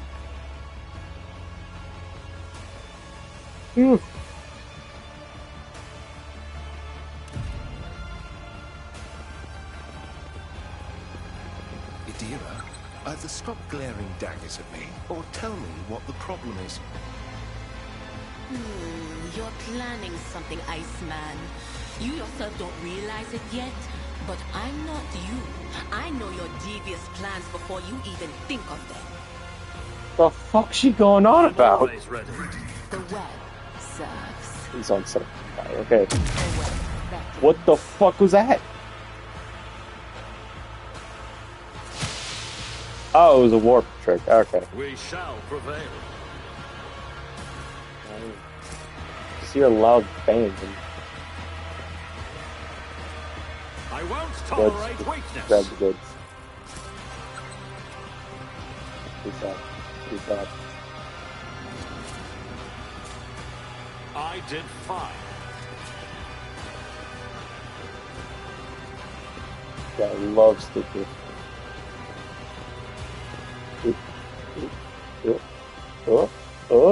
Anyway. One out of his hellhole. Why the fuck do you put a mine in the middle of a fucking... I'm starting to hate whoever designed this fucking area. No. Thank you. Stop. Chest. Rugs in a mine. Or a melted charge. Already can't use melted charges as just like a little thing to throw around. Stop. Fuck. There we go. Alright. Move traps aside, it's a fucking Eldari. You see in contorted, agony-racked Eldari, the more accurately, something that resembles one. Dozen of scars and sutures cover its face. The sight of its misaligned joints moving under its skin makes your stomach turn, and its singular eye looks devoid of sanity, and yet, as you examine the creature's tattered clothes, you can still recognize, albeit with some difficulty, the ceremonial remnant of Farseer. At last, my deliverance. Monkai? Disgrace, the humiliation of falling at the hand of a lesser creature. Enough, the anticipation of this moment is all that has allowed me to retain a vestige of reason, and me now. The Airlet takes a quivering breath. Who are you? I do not recognize you, but your vestment. A child of our dead home? I do not remember you, but it glands me on the cusp of death to behold a spark of a Saurian. Who are you? A hollow shell forced into servitude. Every thread of my being calls out to me, urging me to claim your lives, only stopped by the fading remnant of my former self. Quickly, I demand that you give me my death to me and break the shackle of this nightmare. The loosened threads coil in strange, shifting patterns around the Eldari's temple, sinking into the skin of his face, neck, and palps to the dim, cold light of the laboratory. The device resembles a glistening carn worm mercilessly drinking the Xenos mind. Right, Aaron gives you a buzz. I think that's what I'm here for? I can barely see the Xenos aura in the warp. Must be the work of that thing in his head. So what are you? Ever since anything, the Master used me by means which now entangle my mind and bends me in my power to its will. I am the tool that conceals the Slayer from prying eyes, the energies of the Veil. Had the Monkai Seer not heard my pleas for help, you would never have found me. Pleas for help? Now Dari doubles over in an anguish paroxysm, the voice ringing like a taunt string. My silent cries pierced the veil and sent visions of this prison beyond its wall. They carried with them all my dreams and deliverance and liberation. Is that not the reason for your coming? Alira bursts out laughing and her voice hoarse and hysterical. This half-baked guff is killing me. What does that mean? It wasn't my own salvation. I saw in my dreams it was this half-dead Xenos deliverance. Come off it. Don't you buy any of this crap, Lord Captain. He's just trying to mess with our heads. I have no reason to lie to you, Monkai. However, your belief are no matter. You are already here, which means I will finally die.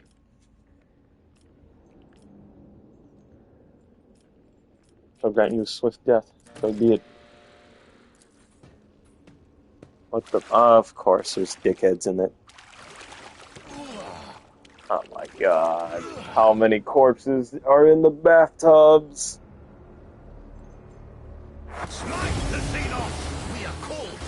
What's the fucking ambush? Why would it not be enough? Why do I... Okay. No. Fuck you then. Thank you. It says I used it. Wait. I don't know. Oh wait, no, never mind.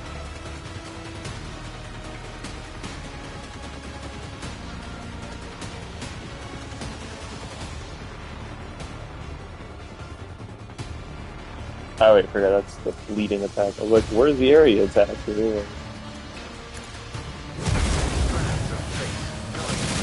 Rude?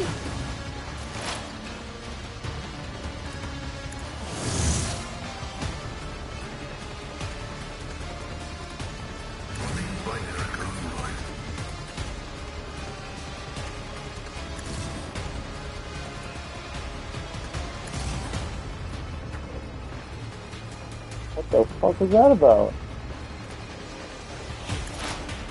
Of course, yes. A ludicrous amount of fucking. Actually, wait.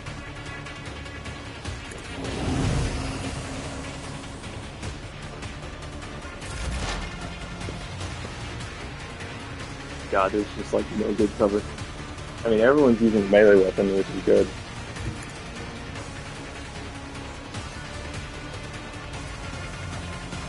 Anyway.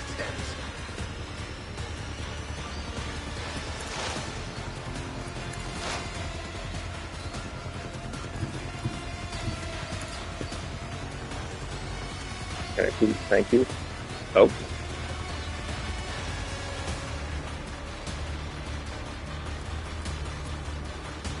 But of course.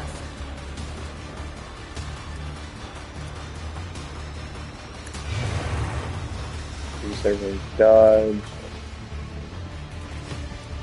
I don't know. Scream at a dude. We'll do that. He ran away. Force lightning.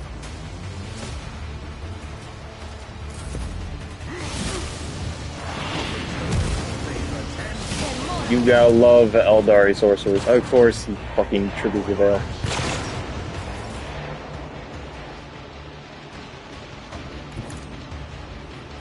I fucking despise this man.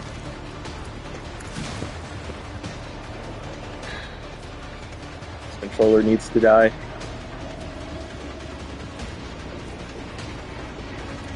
Fucking A.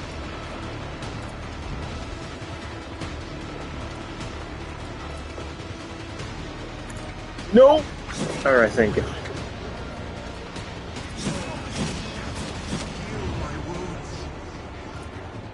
I shall not fail. Of course he fucking dodged that. Oh, they do have guns. Either should be fine. Alright, no spontaneous combustion though. That's nice.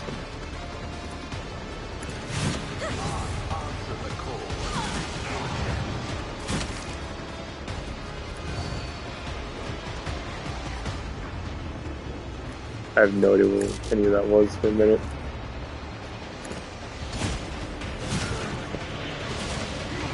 Please stop doing that.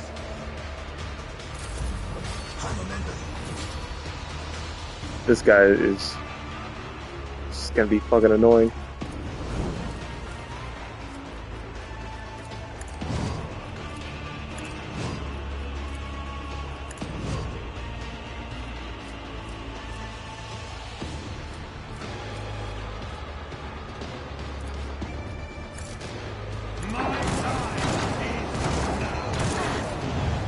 There we go. Cannot be undone. Even though I shot Kalio like 3 times. Do the funny. Let the blood Oh god. be shed. Okay, I thought I crashed the game for a minute. Willed.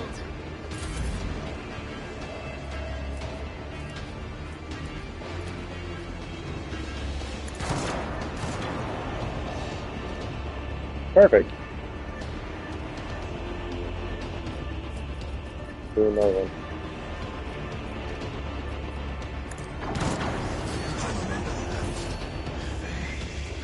Reload the gun.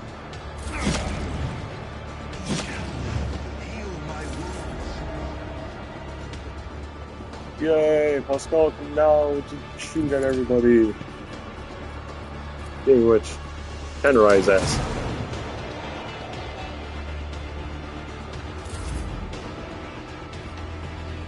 Just gonna.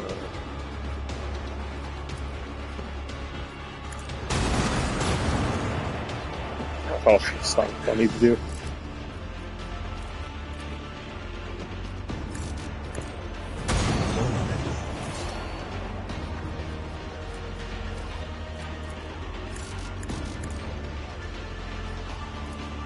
You cannot force me to not talk.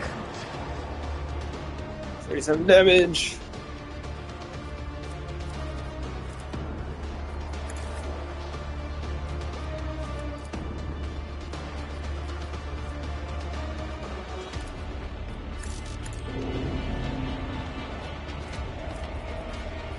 Damn, I love it when my controller wants to fight me.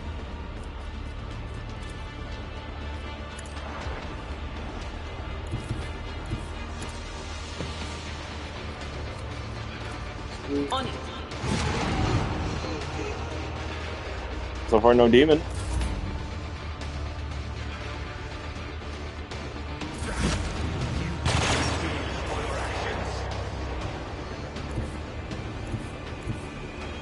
What am I doing? Random. I fucking hate this game. Or no, I fucking hate my controller. Why am I constantly doing the goddamn game?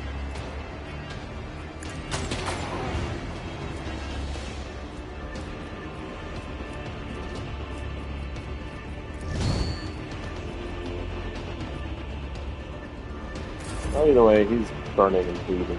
Never wavered in the face of adversity. It actually pierced and fucking one-shotted him. The first time I actually seen the las guns actually pierce and hit that. Okay.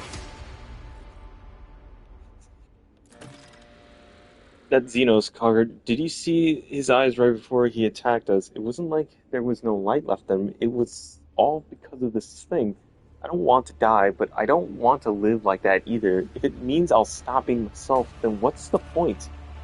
Do not have to resort to a solution like this. There are other ways. My kind have other technology, devices not designed to purely scourge the soul. Oh yeah, Red, I'm sure they do.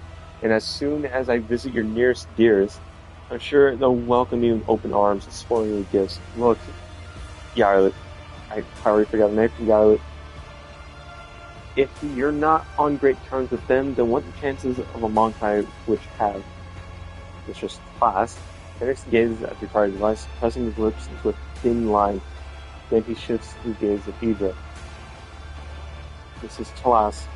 What is it, Iceman? Want to hurry me along? Can't wait for the blasted unsanctioned wish to muzzle herself? No, I want to tell you not to make the mistake of using the device. Your card technology is designed to manipulate and torture. You have witnessed this yourself.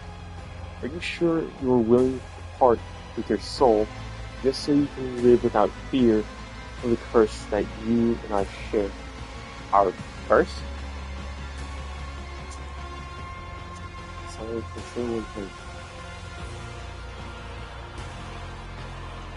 Breaking your bond with device, robbing yourself of your soul is never the way. Yes, you're right. The crap isn't worth it. Time to accept the inevitable. I can entertain these fantasies for a nice long life, all I like, but that's all they're ever going to be, fantasies. Details to tell over a glass of Amsac to make real life seem less shitty. The reality of the situation is ugly. I'm merciless, I'm a psyker. My abilities are getting more and more out of control. The day between, I'll go out like any psyker. Okay then. Probably shitty spot to stop at, but I'm probably gonna call it good for now. A new challenge for I me? apologize for the inconvenience.